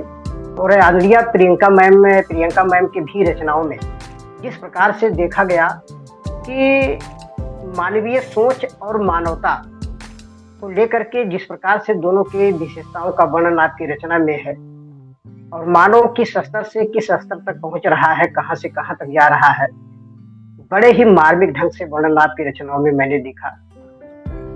और आदरणीय आलोक सर की जो गजलें हैं, साथ में चावला सर की जो गजलें हैं, ये तो वास्तव में कहीं ना कहीं मन को भी छू रहा था, हंसी भी आ रही थी, लेकिन दिल को अंदर अंदर झकझोर रही थी। बड़े ही सुंदर तरीके से आप लोगों की रचनाएं रही सर, बहुत अच्छा लगा। और साथ में संचालक महोदय का भी बहुत बहुत धन्यवाद कि आपने मुझे सुनने के लिए और मुझे पढ़ने के लिए भी आमंत्रित किया। सर, मैं क्योंकि उसी क्रम में मैं भी एक छोटी सी गजल, दीपक सर भी, मैंने नाम भूल गया, दीपक सर भी उपस्थित हैं, सादर प्रणाम आपको भी सर। और मैं इसी गजलों के क्रम में एक छोटी सी गजल मैं भी पढ़ने का प्रयास करता हूँ। ये सीखने का प्रयास है और पढ़ने का भी प्रयास करता हूँ। जी सर, बिल्कुल बिल्कुल बिंदास। छोड़ कर कैसे जिए हम आपको, छोड़कर कैसे जिए हम आपको, मैं दिन समझता हूँ अंधेरी रात को, मैं दिन समझता हूँ अंधेरी रात को। झपटे नहीं है एक पल मेरी पलक, झपटे नहीं है एक पल मेरी पलक, है कहा दम रोक लूं बरसात को, छोड़कर कैसे जिए हम आपको, मैं दिन समझता हूँ अंधेरी रात को। इसको समझो ना कोई हरकत कहीं, इसको समझो ना कोई हरकत कहीं, या इश्क है मेरा कोई दौलत नहीं, या इश्क है मेरा कहीं दौलत नहीं। खासकर ये जो गजल है, ये जो रचना है, खासकर इश्क और दौलत की तुलनात्मक वर्णन है कि इश्क कहीं ना कहीं दौलत से कहीं आगे है, कहीं मूल्यवान है, बहुमूल्य है।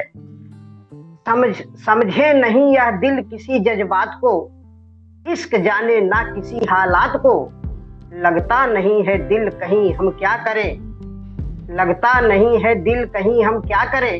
अफसोस है मैं किससे कहूँ इस बात को, यह हकीकत है कोई शिरकत नहीं, यह हकीकत है कोई शिरकत नहीं। यह इश्क है मेरा कोई दौलत नहीं, यह इश्क है मेरा कोई दौलत नहीं। न चाहता जी न चाहता लाऊं सजी बारात को, न चाहता लाऊं सजी बारात को। न चाहता मैं लूं किसी सौगात को, इश्क ना गिलवा सिका को मानता।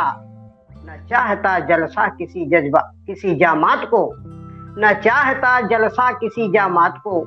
यह इबादत है कोई, यह इबादत है कोई नौबत नहीं।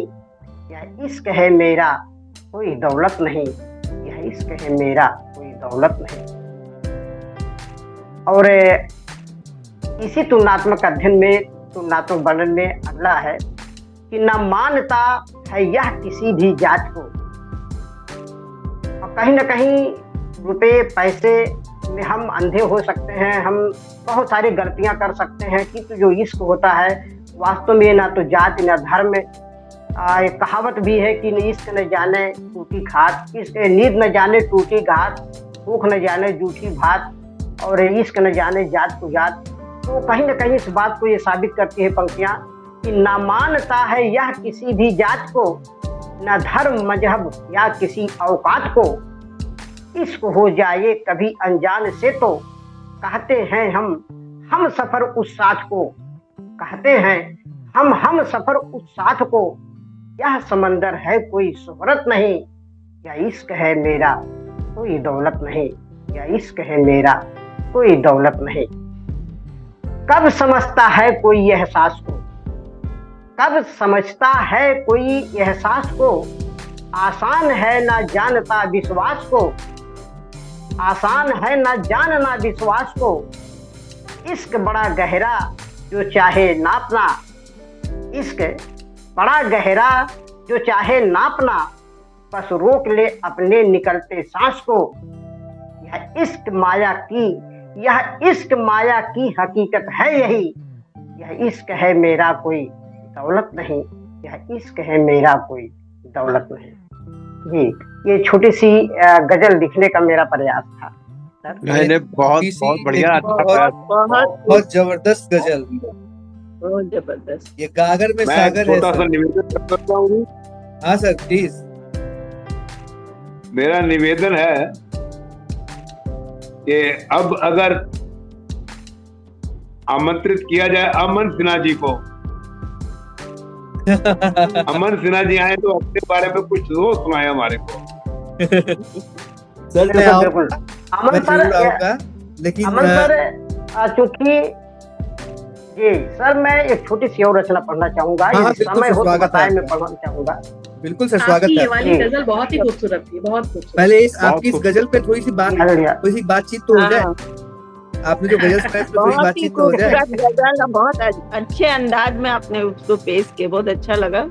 हाँ ये मेरा पहला प्रयास और सीख था, क्योंकि आप लोगों को देखते देखते मैं भी कुछ सीखा और पढ़ने का प्रयास। मैंने कहा ही था। राम जी, आपने जो बहादुरी दिखाई है, आपने जो हाँ बहादुरी दिखाई है, मैं तो कहूंगा कि उस बहादुरी को कायम रखिए और आगे बढ़ाते रहिए। हाँ नाम में ही आपका बहादुरपुरी है। हाँ, बहुत बढ़िया, बहुत धन्यवाद बढ़िया। सर। चलिए सर, आप अपनी दूसरी राम कविता मिश्र जी की सुनाइए। जो आवाज है ना, ये राम मिश्र जी की आवाज जो है इलेक्ट्रॉनिक इक्विपमेंट की बड़ी कॉम्पेटिबल है, बड़ी अच्छी लगती है सुनने में। तो एक अलग सी आवाज, धन्यवाद सर। खनक सी आती है, एक खनक आती गाते है। नहीं है, बहुत बहुत गाता आभार। हुआ से लगते हैं। सर आप अपनी दूसरी कविता आरंभ कीजिए सर। हाँ बिल्कुल सर। दूसरी रचना मेरी है जिसका शीर्षक है चुनावी महाभारत।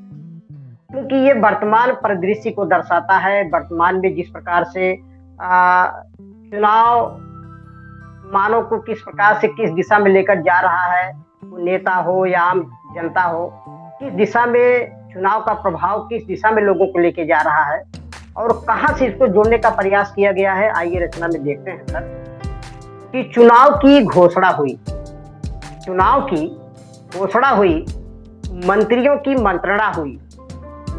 नेता गांव-गांव आना शुरू हुए।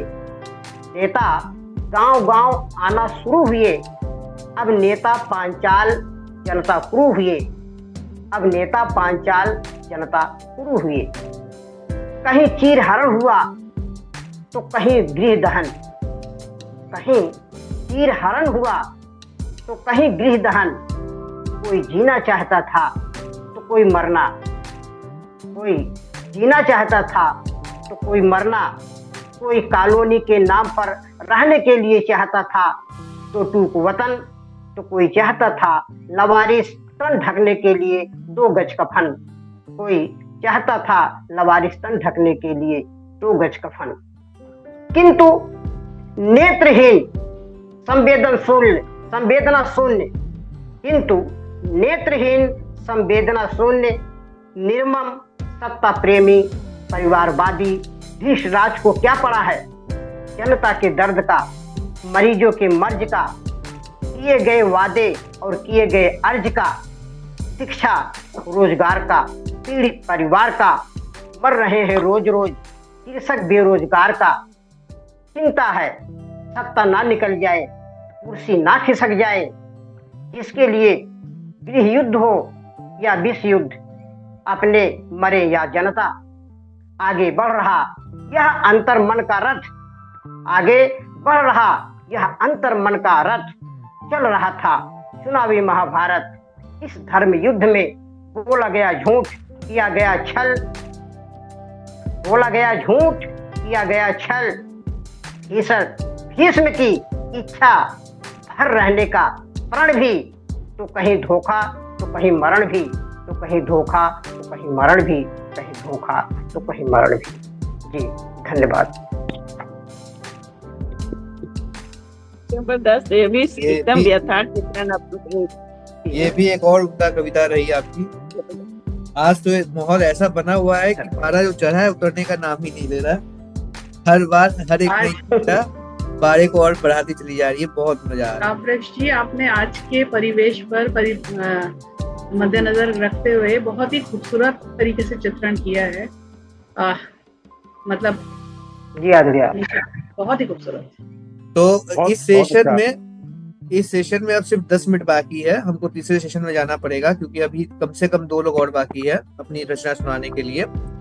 और चूंकि 10 मिनट की बाकी है तो आलोक दीपक सर, क्या आप 10 मिनट में एक कविता सुना सकेंगे ताकि हम अगले सेशन में आपको एक बार और सुन सके? या फिर मैं प्रियंका दीदी की तरफ बढ़ूं, एक कविता प्रियंका दीदी सुनाए? सर आप म्यूट हो। दीपक सर आप म्यूट हो। आप म्यूट हो, आपकी आवाज नहीं आ रही। अच्छा, ओ हाँ ठीक है, मैं एक कविता सुनाता हूँ। ये वैसे मैं इसको सुनाता नहीं हूँ कभी, क्योंकि ये नीरज जी की एक कविता पे इसकी जमीन है कि कारवां गुजर गया, तो उससे थोड़ा सा मिलता हुआ लगेगा। सुनाता हूँ, देखिएगा कैसे लगता है आपको। बिल्कुल सर, स्वागत है आपका। तो अब आपके सामने दीपक सर आ रहे हैं अपनी कविता रखने के लिए। जी नमस्कार सभी को। चावला सर को स्पेशली, इनसे बात नहीं हुई अभी इस सेशन में, बाकी सभी से हमारा हो गई है बात। जी, छिड़ गया था युद्ध जब रंग का बदरंग का, छिड़ गया था युद्ध जब रंग का बदरंग का, शोक का ग्रास तब बन रहा आनंद था, शोक का ग्रास तब बन रहा आनंद था, दर्पणों में आंसुओं की सेज देखते रहे, श्वेत को ग्रहण लगा श्याम दिखते रहे, श्वेत को ग्रहण लगा श्याम दिखते रहे, मेघ कब भला घुले द्वार भी तो ना खुले। देखिए किसी के मन पे दस्तक देने की बात हो रही है। मेघ कब भला घुले द्वार भी तो ना खुले, दस्तकें भी व्यर्थ थीं पदचाप भी नहीं चले, कान से बधिर के शब्द टकरा के लौटते रहे, और हम मूक के समान चीखते रहे, श्वेत को ग्रहण लगा श्याम दिखते रहे। अभी द्रौपदी के चीर की रामप्रक्ष जी बात कर रहे थे, भीष्म की बात कर रहे थे, मेरी कविता में भी वो प्रसंग आता है थोड़ा सा। द्रौपदी के चीर का फिर से हो रहा हरण, द्रौपदी के चीर का फिर से हो रहा हरण, चीखती रही मगर कोई न दे रहा शरण। वो द्रौपदी के चीर को निर्विघ्न खींचते रहे, अपराध था स्पष्ट पर भीष्म देखते रहे, अपराध था स्पष्ट पर भीष्म देखते रहे। बहुत खूब। जी अगला है, किस तरह चली हवा मर गई संवेदना, किस तरह चली हवा मर गई संवेदना, झूठ से रहे खड़े कितनी बड़ी विडंबना।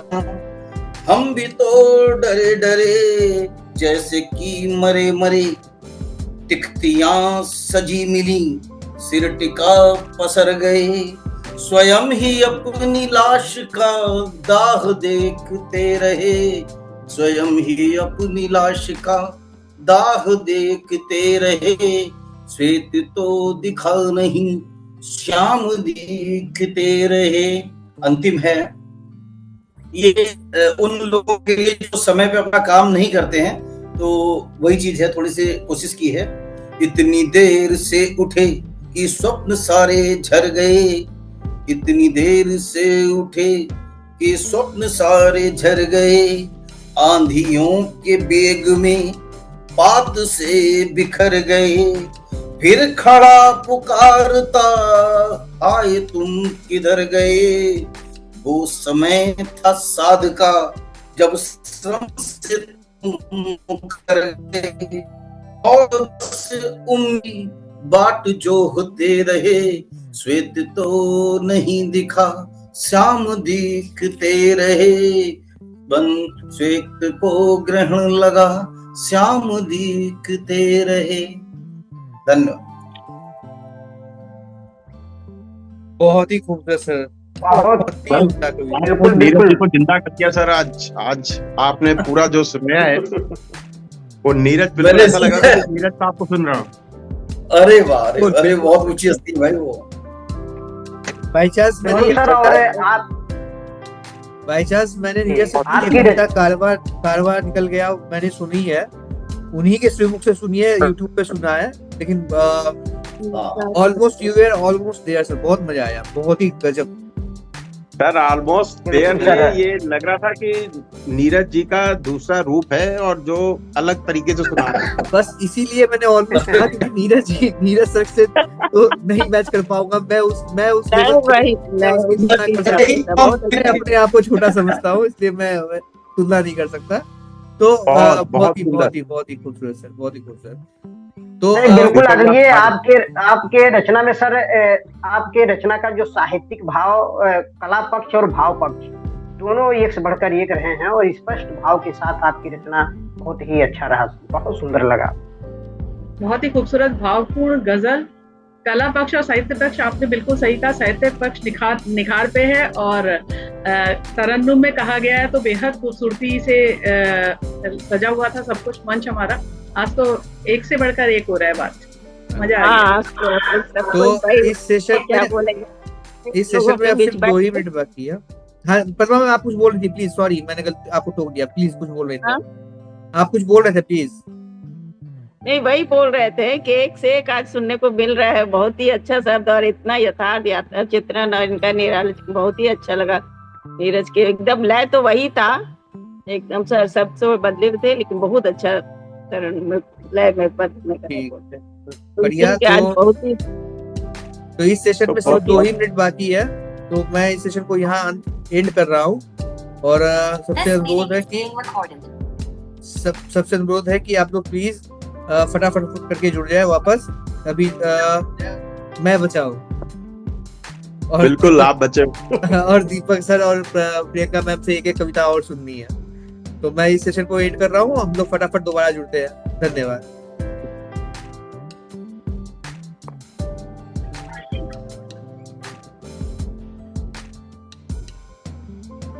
तो चलिए एक से बढ़कर एक कविताएं सुन के बहुत मजा आ गया। एपिसोड 12 यादगार बनने वाला है। बहुत ही अच्छी अच्छी कविताएं सुनने को मिल रही है हमको, और इसी क्रम को आगे बढ़ाते हुए अब मैं एक गुस्ताखी मैं करना चाहूंगी। हाँ इसी क्रम को आगे बढ़ाते हुए मैं अमन सिन्हा जी से अनुरोध करूंगी कि वो आए और अपनी कविता प्रस्तुत करें। मंच आपका है। धन्यवाद। बंगाल में परिस्थितियां बहुत अच्छी नहीं चल रही हैं, तो एक बहुत अच्छा शेर है। 2 लाइनें पहले उसकी मैं सुनाऊंगा ताकि आप इसको कनेक्ट कर सके कि मैं कहाँ से इसको जोड़ने की कोशिश कर रहा हूँ। एक शेर है कि जलती छत को देखने वालों, अगला नंबर आपका है। आग के पीछे तेज हवा है और फूस का घर आपका है। क्या बात।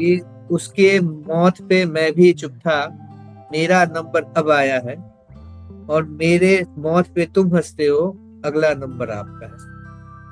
क्या बात है। ये शेर है, ये मेरा शेर नहीं है, ये शेर किसी महान लेखक का है। मुझको नाम नहीं पता उसका, लेकिन बहुत ही उम्दा शेर है। ये शायद किसी फिल्म में ये था। उसी कॉन्सेप्ट को मैंने दिमाग में रखते हुए कुछ लिखने की कोशिश की है। स्वागत। ये कहानी आप पश्चिम बंगाल की कहानी को अगर देखोगे ना, तो ये कहानी अगस्त 2024 के आसपास शुरू हुई है, जब बांग्लादेश में कुछ होना शुरू हुआ था, और वो आगे बढ़ते बढ़ते अभी यहाँ तक आ चुका है। तो उसी को देख के मैंने कुछ लिखा था कि देख पड़ोस को हंसने वालों, देख पड़ोस को हंसने वालों, उस जैसा घर आपका है। मैं थोड़ा बंगाल की पृष्ठभूमि बता दूं कि आज के डेट में बंगाल में जो जनसंख्या है, वो जनसंख्या जो है वो जिसको मैं पार्शियलिटी नहीं करता, मैं बिल्कुल भी सांप्रदायिक नहीं हूं, मैं पहले ये स्पष्ट कर दूं, लेकिन बावजूद इसके जो अल्पसंख्यक है उनकी संख्या यहाँ पर ही इतनी ज्यादा बढ़ गई है, इतनी ज्यादा हो गई है कि आप समझ ही नहीं पाते कि यह बांग्लादेश है या पश्चिम बंगाल है। और बांग्लादेश के लोग इतने ज्यादा यहाँ आ चुके हैं, घुसपैठ कर चुके हैं, कि अब बहुत मुश्किल है ये समझना कि आप जो भारत के निवासी हो वो वाकई में भारत के निवासी हो या बांग्लादेशी। तो कुछ उसी के ऊपर लिखने की कोशिश की है कि देख पड़ोस को हंसने वालों, उस जैसा घर आपका है, बस कांटे की तार बीच है, बस कांटे की तार बीच है, और रास्ते में घर आपका है। क्योंकि बांग्लादेश और कलकत्ता, बंगाल और बांग्लादेश के बीच की जो सीमा है ना, वो सिर्फ एक पतली सी कांटे की तार है और कुछ नहीं है। वहां के नजदीकी क्षेत्रों से लोग आ जाते हैं यहाँ पर ही रोज नौकरी करने, और यहाँ से नौकरी करके शाम को चले जाते हैं, ऐसा हाल है। तो आग अभी तो सरहद पार है, अभी फिक्र की बात नहीं। आग अभी तो सरहद पार है, अभी फिक्र की बात नहीं, ऐसा कहने वाले जाने सरहद पर घर आपका। ये सरहद पार का हाकिम घर है। इस ओर इशारा है कि सरहद पार का हाकिम घर है, जिसने आग लगाई है और दामन में चिंगारी है लाया, और अब जलना बुझना आपका है। ये चिंगारी नहीं थमा करती है सरहद के बंटवारे से, चिंगारी नहीं थमा करती है सरहद के बंटवारे से, दबाना है या हवा देना है, यह फैसला अब आपका है। अपने घर में आग लगाकर जो भाग गया घर औरों के, अपने घर में आग लगाकर जो भाग गया घर औरों के, अपने घर पर रखा उसको, जो होगा हशर वो आपका है। ये एक आवाज उठेगी फिर ये कि जन्नत भी दोजख हो जाएगी। एक आवाज उठेगी फिर ये जन्नत भी दोजख हो जाएगा। इस जन्नत को दोजख करने का जो जिम्मा है वो आपका है। ये फैसले थोपने से हरदम मसले खत्म नहीं हुआ करते। फैसले थोपने से हरदम मसले खत्म नहीं हुआ करते। सुनना है या भुगतना है, अब ये फैसला आपका है। कि राख जिसे तुम समझ रहे हो अंदर लावा छुपाए है। राख जिसे तुम समझ रहे हो अंदर लावा छुपाए है। छोड़ना है या बस छोड़ना उसको, ये छोड़ना है या है छेड़ना उसको, ये उलझन अब आपका। ये जरा सा ये छोटी सी कविता थी, पहली बार मैंने लिखने की कोशिश की थी हमारे बंगाल के ऊपर। ये यहीं पर समाप्त होती है। बहुत बहुत अच्छा है, बहुत अच्छा मन, आपने सत्य की बहुत आंख में अच्छा। आंख डालकर कहने की हिम्मत की है अमन जी। ये साहस सभी में नहीं होता। बहुत बधाई की पात्र हैं। सीरियसली अमन, बहुत बहुत अच्छा और लिखा है। तोड़ना और ये- या छेड़ना ये बहुत बड़ी बात है कि उसको अगर देना है, उसको छेड़ना है तो बात बहुत आगे बढ़ जाएगी ना। तो बात है बिल्कुल, उसको ये साहस चाहिए बोलने का। हम जिस दौर से गुजर रहे हैं अभी, और अभी मुर्शिदाबाद में या दूसरी जगह पे जो हालात चल रहे हैं हम बहुत ज्यादा इस जगह पे कलकत्ता में बैठे हुए हम काम करते हैं और हमारे ऑफिस के नीचे से एक बड़ा सा हुजूम निकल जाता है और टायर जला दिया जाता है और पुलिस खड़ी होकर वहां मुझ देखती रहती है। कुछ किया नहीं जा सकता।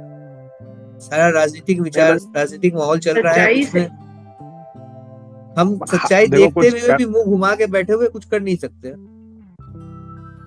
करने को कहते बहुत कुछ कर हैं और सकते हैं, तुमने मगर कहा है बहुत खूबसूरत, मतलब सच्चाई का चित्रण किया है, साथ में विकल्प दिए हैं कि ये करें या ये करें, ये उलझन आपकी है या ये करना आपके हाथ में है। अब छोड़ना है, चिंगारी लगाए छेड़ना या उसको, ये तोड़ना उलझन है, अब आपका छेड़ना है। बहुत बहुत बहुत सही तरीके से अपनी कविता में वर्तमान परिदृश्य को दर्शाया है तुमने। बहुत ही खूबसूरत। बहुत अमन अच्छा है, सर, बहुत अच्छा।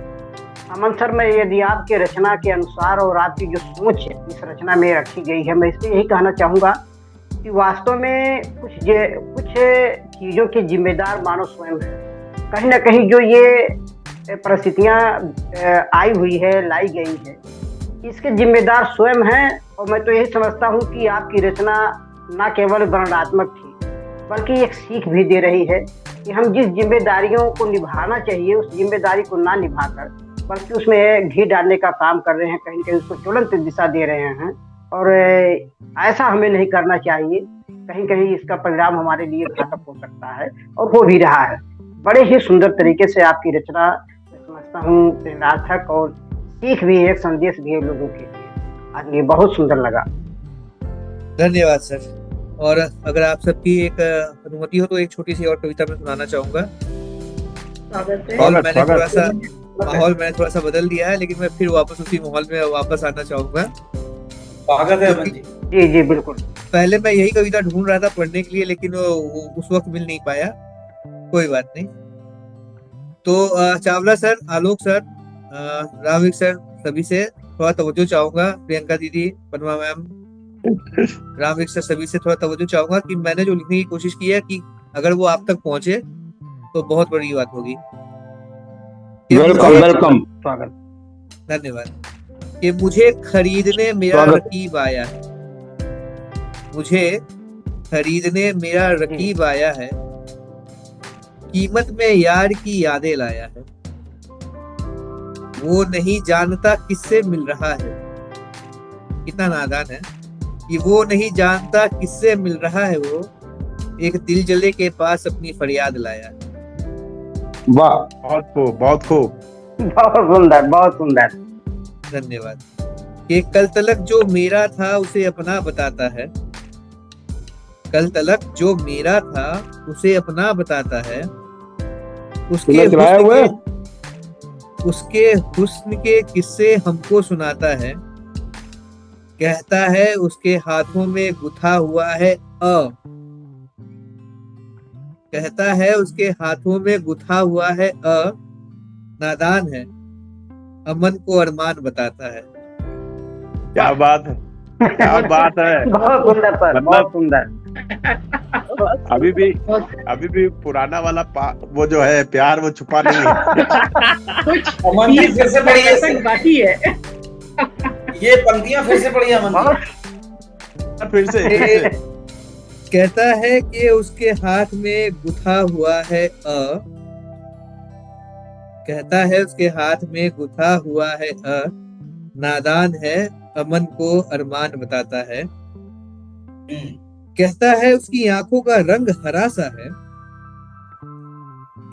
इश्क में मेरे उसका दिल भरा सा है। कहता है उसकी आंखों का रंग हरा सा है, इश्क से मेरे उसका दिल भरा सा है। तैरना आता नहीं मगर कूद पड़ा है वो, तैरना आता नहीं मगर कूद पड़ा है वो, झील सी आंखों का असर गहरा सा है। ये रकीब की बातें हैं। अब उसका जवाब कि मैं गोते खाता रहा हूँ जिस झील में कल तलक, मैं गोते खाता रहा हूँ जिस झील में कल तलक, अमृत पीता रहा हूँ जिन अधरों का कल तलक। कहा है उसने किसी को छूने नहीं दिया, कहा है उसने किसी को छूने नहीं दिया, संभाल के रखा है अपना दामन, अपने दामन को अब तक, संभाल के रखा है अपने दामन को अब तक। हंसना है कि रोना है कुछ समझ नहीं आता, हंसना है कि रोना है कुछ समझ नहीं आता, क्या कहूँ रकीब से कुछ कह नहीं पाता। मैं जानता हूँ हाल होना है उसका भी यही, मैं जानता हूँ हाल होना है उसका भी यही, तू चाहता उसको रोकना मगर रोक नहीं पाता, तू चाहता उसे रोकना मगर रोक नहीं पाता। धन्यवाद जी। ये बहुत सुंदर, बहुत सुंदर। बस आपकी इस पूरे गजल पे एक लाइन बोलूंगा कि तू है हर जाई तो अपना भी यही सही, तू नहीं और सही और नहीं और नहीं और सही, सही बात। बहुत बढ़िया सर, बहुत बढ़िया। बहुत अच्छा मगर इस गजल पे ये है कि मेरा तो हो गया, अब तेरा देखना, अब तुम्हारा कटेगा। तेरा देखना बाकी है। प्रियंका जी नहीं, अमन जी श्राप दे रहे हैं, मेरा तो कट गया, अब तेरा कटना बाकी है। अमन जी इसमें श्राप दे रहे हैं, श्राप। अरे दीपक साहब इनके पास बहुत पुराने प्यार भरे पड़े, अभी आप इनसे सुनते ही रहेंगे आप। मैं तो उनकी किताब पढ़ के निढाल हो चुका हूँ। जो पहला प्यार जो है वो पहला प्यार नहीं है, इनके 50 प्यार पहले वाले हैं। क्यों बदनाम कर रहे हो? अरे सर अभी तक आप भूल नहीं पाए उसको, तो पता चल रहा है ना। ऐसी बात नहीं, आप लिखता हो। देखिए आपकी जो आप कह रहे हो ना, धन्यवाद सर, जो आप कह रहे हो ना, मैंने ये सारी जो भी कविताएं मैं लिखता हूँ बाई चांस वो कभी ना कभी मैं अपनी वाइफ को सुनाता हूँ। और अब तो बेटी मेरी बड़ी हो गई है, 15 साल की हो गई है, तो वो मेरी डायरियां उलट पलट के पढ़ती रहती है। तो ये कविता मैंने पहले भी सुनाई थी आप लोगों को, ये 2 लाइनें बताता हूँ, आप लोगों को याद भी आया कि नाम लूंगा तो वो बदनाम हो जाएंगे, ऐसे में भला हम भी कहाँ चैन पाएंगे। आपने ये पढ़ी होगी, अंतिम पंक्तियां यही लिखी हुई है। अंतिम पढ़िए। ये वो एक दौर था जो गुजर गया, अब वो अपने घर जाएंगे, हम अपने घर जाएंगे, हम अपने घर जाएंगे। हाँ, तो ये बहुत अच्छा, मगर जो भी है बहुत प्यारा लिखा है। और वो जो आ वाला जो है उससे साफ साफ झलक जाता है कि बेटा तुम समझ जाओ जिसको तुम अमन समझ रहे हो और अरमान समझ रहे हो, अमन नहीं, वो कुछ और है। बहुत अच्छा, बहुत प्यारा, मजा आ गया। अमन और अरमान में हिंदू मुस्लिम रेट भी हो सकता है ना। नहीं ऐसी बात नहीं। अरमान तो अभी अब आज के डेट में नामों को लेके आप समझ नहीं सकते कि कौन सा नाम चल रहा है, कौन किस नाम पे, तो नामों पे तो किया नहीं जा सकता। खैर, तो अब हम चलते हैं एक और कविता, दूसरी कविता सुनने के लिए। पहले प्रियंका मैम की तरफ और फिर एक बार दीपक सर की तरफ चलेंगे। तो प्रियंका दीदी, आपका बहुत बहुत स्वागत है, आप आइए और अपनी एक और कविता सुनाइए। और अगर इसके उपरांत समय बचा रहा तो एक मैंने और ढूंढ के निकाली है, एक और मैं सुनाऊंगा अगर समय बचा रहा। प्रियंका दीदी आइए, आपका मैं बात हुई है लखनऊ की गंगा जमनी सभ्यता की, संस्कृति की। बात हुई है नाम पर भी सांप्रदायिक तमगे लगाने की, तो मैंने एक लिखी है अभिव्यक्ति की स्वतंत्रता या स्वच्छंदता। अभिव्यक्ति की स्वतंत्रता या स्वच्छंदता है हम लोग सभ्य एवं स्वतंत्र समाज के अंग। है हम लोग सभ्य एवं स्वतंत्र समाज के अंग। गया दौर कबीलाई हिंसा का, गया दौर कबीलाई हिंसा का, जहाँ हिंसा बदला भी जायज था, जहाँ हिंसा बदला भी जायज था, भावनाएं आहत करना भी।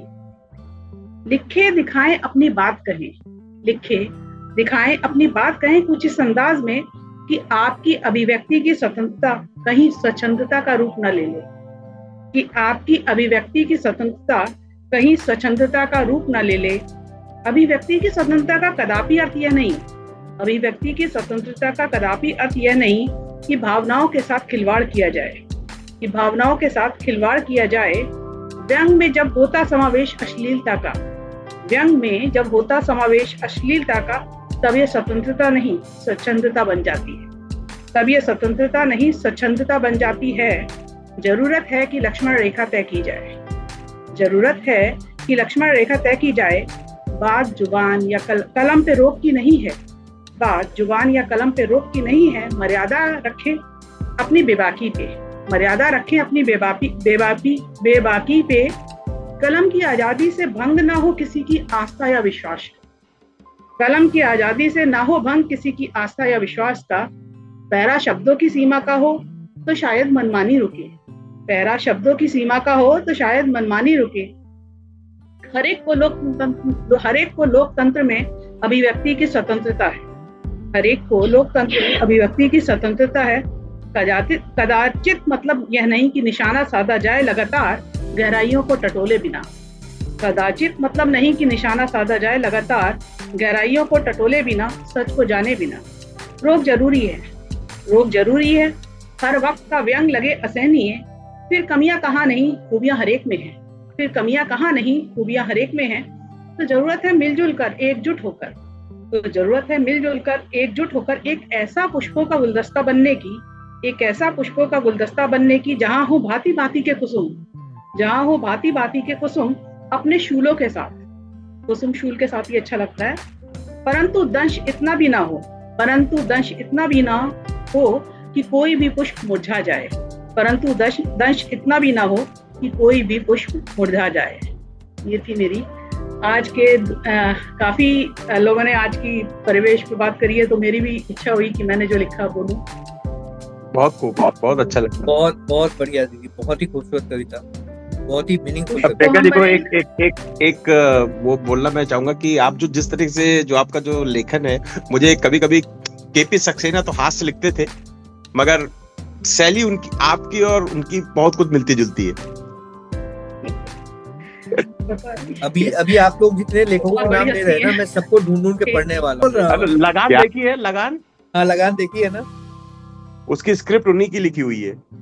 केपी सक्सेना बहुत बड़े व्यंग्यकार हुए हैं, बहुत बड़ा व्यंग्य, बहुत बड़े व्यंग्यकार। उनके लिखे हुए व्यंग्य पे कई सारे नाटक आज भी एनएसडी के द्वारा और बहुत सारे लोगों कलकत्ता में भी प्ले होता है, जिसमें सर ऐसा हो सकता है कि मैंने उनको पढ़ा हो, ऐसा हो सकता है कि मैंने उनको पढ़ा हो, लेकिन उनको उनके आर्टिकल आते थे न्यूज़पेपर में, अरे बहुत उनके आर्टिकल न्यूज़पेपर में आते, आपने 100% पढ़ा होगा, पढ़ा जरूर होगा।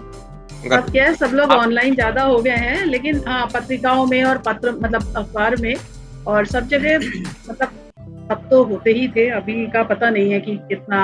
मुझको एक जो आपकी जो शैली है उसमें केवल हास्य से नहीं है, हास्य को हटा दिया आपने, मगर जो व्यंग जो आपका जो व्यंग्यात्मक जो शैली है आपकी ना, और जो कटाक्ष है समाज के ऊपर या कविता में बहुत सटीक है, वो मुझे कहीं मुझे सक्सेना साहब को जोड़ देता है।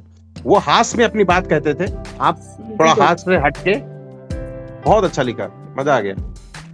थैंक यू, शुक्रिया सर। मैंने प्रियंका जी एक चीज आपसे भी सीखने को मुझे मिलता है, बहुत अच्छा। अरे पद्मा जी, मैं क्या सीखूंगी? मैं एक सर्वेश्वर दयाल सक्सेना को पढ़ा हूँ।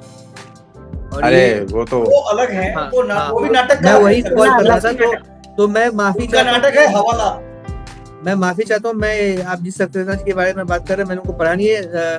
आप कृपया मुझको नाम भेज दीजिए, मैं उनको ढूंढ के जरूर पढ़ूंगा। मुझको पढ़ना बहुत जरूरी है, मेरे लिए बिल्कुल। पढ़ना बहुत जरूरी है, मैं जरूर उनको पढ़ूंगा। पढ़िए तो पढ़िए अभी सर, बहुत मैं दीपक सर के पास जाता हूँ। दीपक सर, आपकी एक कविता बकाया है, कृपया आप पढ़िए, हमें कविता सुनाइए। कई ऐसे कवि हैं जो मैंने भी नहीं पढ़े हैं। अभी अगर कोई नाम ले लेगा तो मैं भी नहीं बता पाऊंगा। सर आपने मुझे पूरी तरह से नहीं पढ़ा अभी तक, मेरी कविताएं नहीं पढ़ी है, आपने पढ़ी है। आपकी पढ़ी है और आपको बहुत जल्दी आपको वो पूरा एक आलेख में भेजने वाला हूँ। देखो, इस बात के लिए भी वो चाहिए साहस कि भाई मुझे नहीं पता है। अगर सब कह रहे हैं तो मान भी सकते थे कि हाँ मैंने सुना है, नहीं नहीं आपने लेकिन सुना इस बात के लिए भी मतलब हिम्मत चाहिए कि नहीं मुझे नहीं मालूम है। नहीं तो नहीं दीदी, मैंने ना, मैं एक अपनी लाइफ में मैं एक चीज को बहुत फॉलो करता हूँ। मैं कुछ अच्छी बातें जो सुन लेता हूँ ना उसको फॉलो करता हूँ। मैंने ओशो की 2 लाइनें सुनी थी, और ये लाइन मुझको दिव्यकृति सर ने की वीडियो में भी मुझको देखने को मिला था। उन्होंने 1-2 लाइनें कही थी कि जो व्यक्ति ये कहता है कि मुझे सब कुछ मालूम है, वो अज्ञानता की चरम सीमा पे खड़ा है। वो तो गलत है, सबको सब वो कुछ मालूम अज्ञानता नहीं। की चरम सीमा पे है। जो ये कहता है मुझको सब कुछ मालूम है, वो अज्ञानता के हम चरम हमेशा सीखते हैं, हम हमेशा सीखते हैं। और अगर आप ये बात जानते हो कि आप बहुत कम जानते हो, और ये बात तहे दिल से मानते हो कि आप वास्तव में बहुत कम जानते हो, तो आपके अंदर सीखने की संभावना बहुत ज्यादा है। और जो चीज मैं नहीं जानता हूँ मैं उसको सहृदय मानता हूँ कि भाई मैं नहीं जानता हूँ, मैं इंसान हूँ, हम सभी इंसान हैं, और हमारे पास ज्ञान का इतना भंडार दुनिया में है कि बहुत सी चीजें हम नहीं जानते हैं। तो मैं पढ़ना जरूर चाहता हूँ। ऐसा मत बोलो अलग sir, please please please. Deepak sir, आप अपनी कविता सुनाइए। हाँ, दीपक साहब को सुनते। जी, एक एक्चुअली मैंने शहीद दिवस पे लिखी थी, पता नहीं मैंने आपके यहाँ अल्फाज हमारे में पढ़ी है या नहीं। एक तो वो कविता है मेरे पास, और एक आज की ही लिखी हुई है, तो मैं डिसाइड नहीं कर पा रहा हूँ क्या करूँ। सर आज शहीद दिवस वाली किसी और की, आज की सुनाइए सर, आज की। चलिए आज की सुनाते हैं, वो थोड़ा आज के माहौल में जुड़ भी रही है। एक शब्द होता है डिठौना, इसके बारे में बताना चाहूंगा। किसको पता है ये सब? प्रियंका जी को हो सकता है पता हो शायद। ये लखनऊ कानपुर का शब्द है। ये डिठौना होता है जो बच्चे के गाल पे काला काजल लगा दिया जाता है, तो वो नजर से बचाता है। जी, नजर नाम नहीं मालूम। नहीं, मुझे नजर बट्टू मालूम था। वो शब्द मैंने यूज किया, लेकिन नहीं तो वो सार्थक नहीं होता, मैं इसलिए बता दे रहा हूँ। डिठौना या डिठौना दोनों ही कहते हैं उसे, डिठौना भी कहते हैं, डिठौना भी कहते हैं। दृष्टियां तुम पर टिकी हैं अनगिनत, दृष्टियां तुम पर टिकी हैं अनगिनत, और तुम पर है डिठौना भी नहीं, और तुम पर है डिठौना भी नहीं। पाँव के छाले भी थक कर सूखते, पाँव के छाले भी थक कर सूखते, पूछते कांटों को क्यों बीना नहीं, पूछते कांटों को क्यों बीना नहीं। ये एक्चुअली आज ही लिखी है, तो मैं सीक्वेंस उसके हिसाब से बना नहीं पाया हूँ, भाव के हिसाब से। ये शायद जब आगे पीछे करूंगा तो बन जाएगा।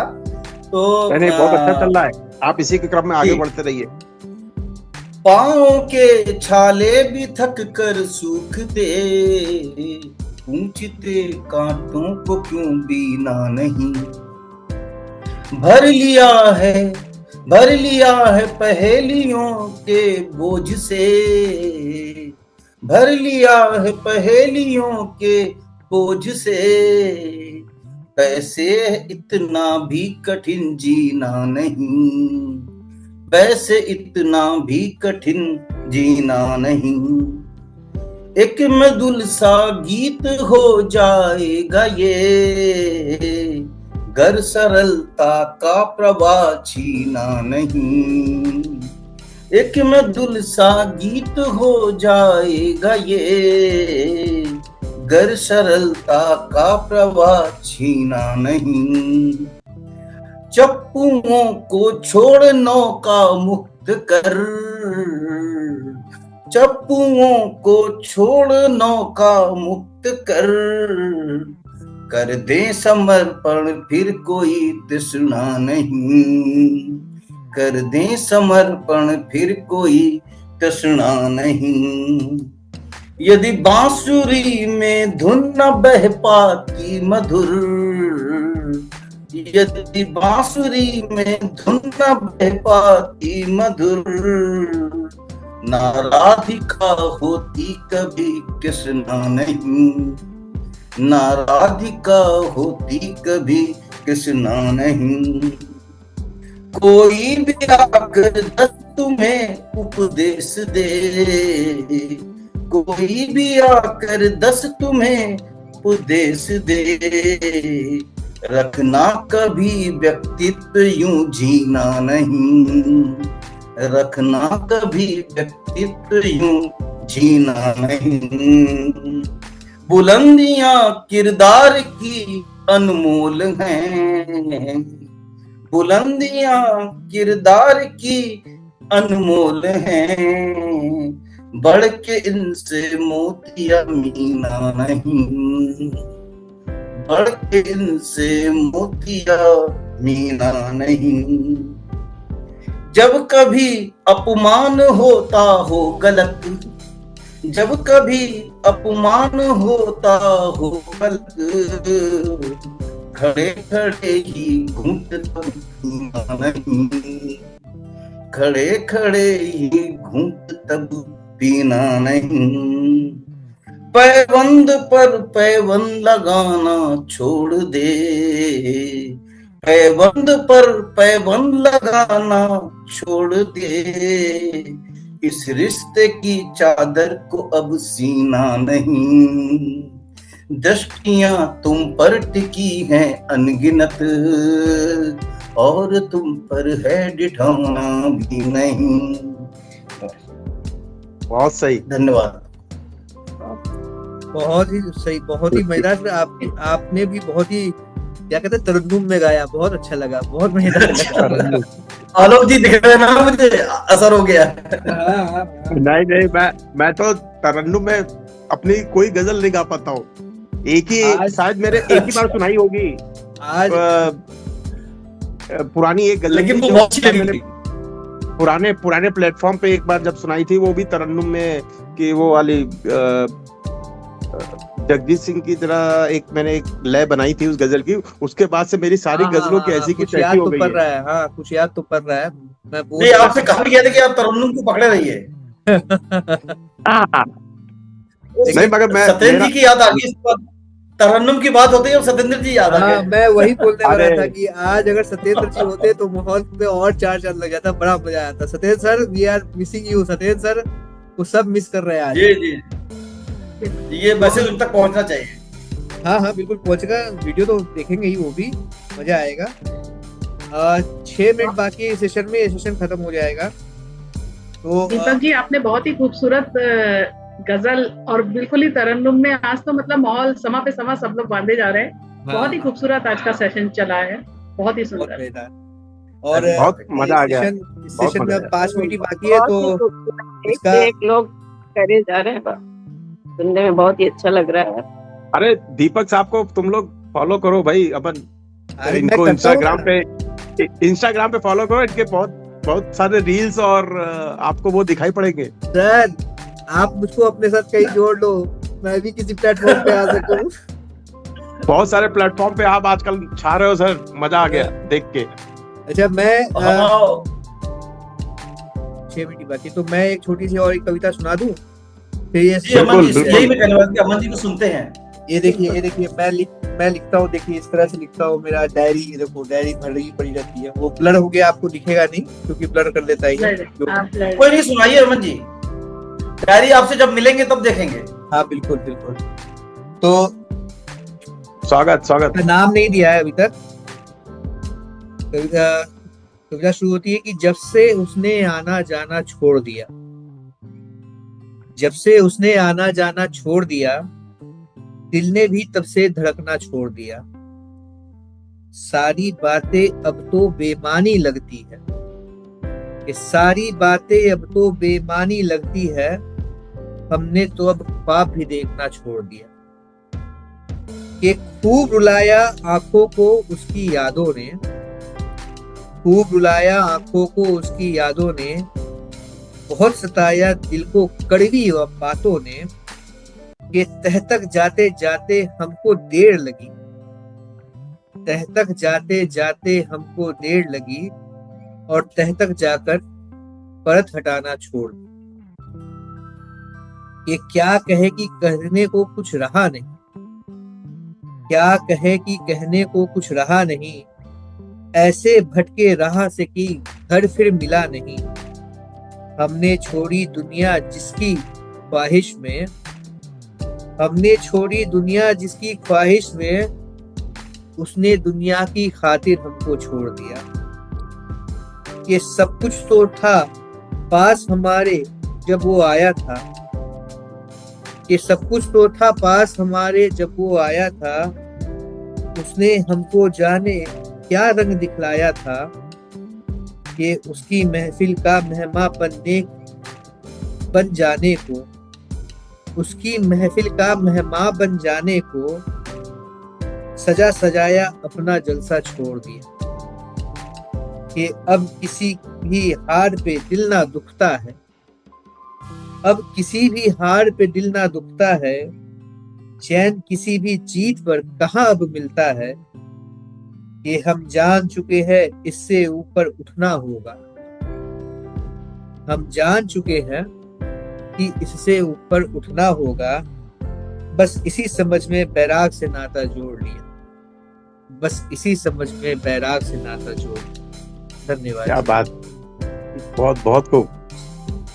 मगर अभी बैरागी मत बनना, पर नहीं, बहुत अच्छा है। ये दोनों कविताएं अमन जी ने कंट्रास्ट पढ़ी हैं। पहले वाले में श्राप दे रहे थे, धमकी दे रहे थे, और इसमें ये पलायन कर रहे हैं। बिल्कुल अलग ही स्थिति, विरोधाभास है। बिल्कुल अपोजिट है।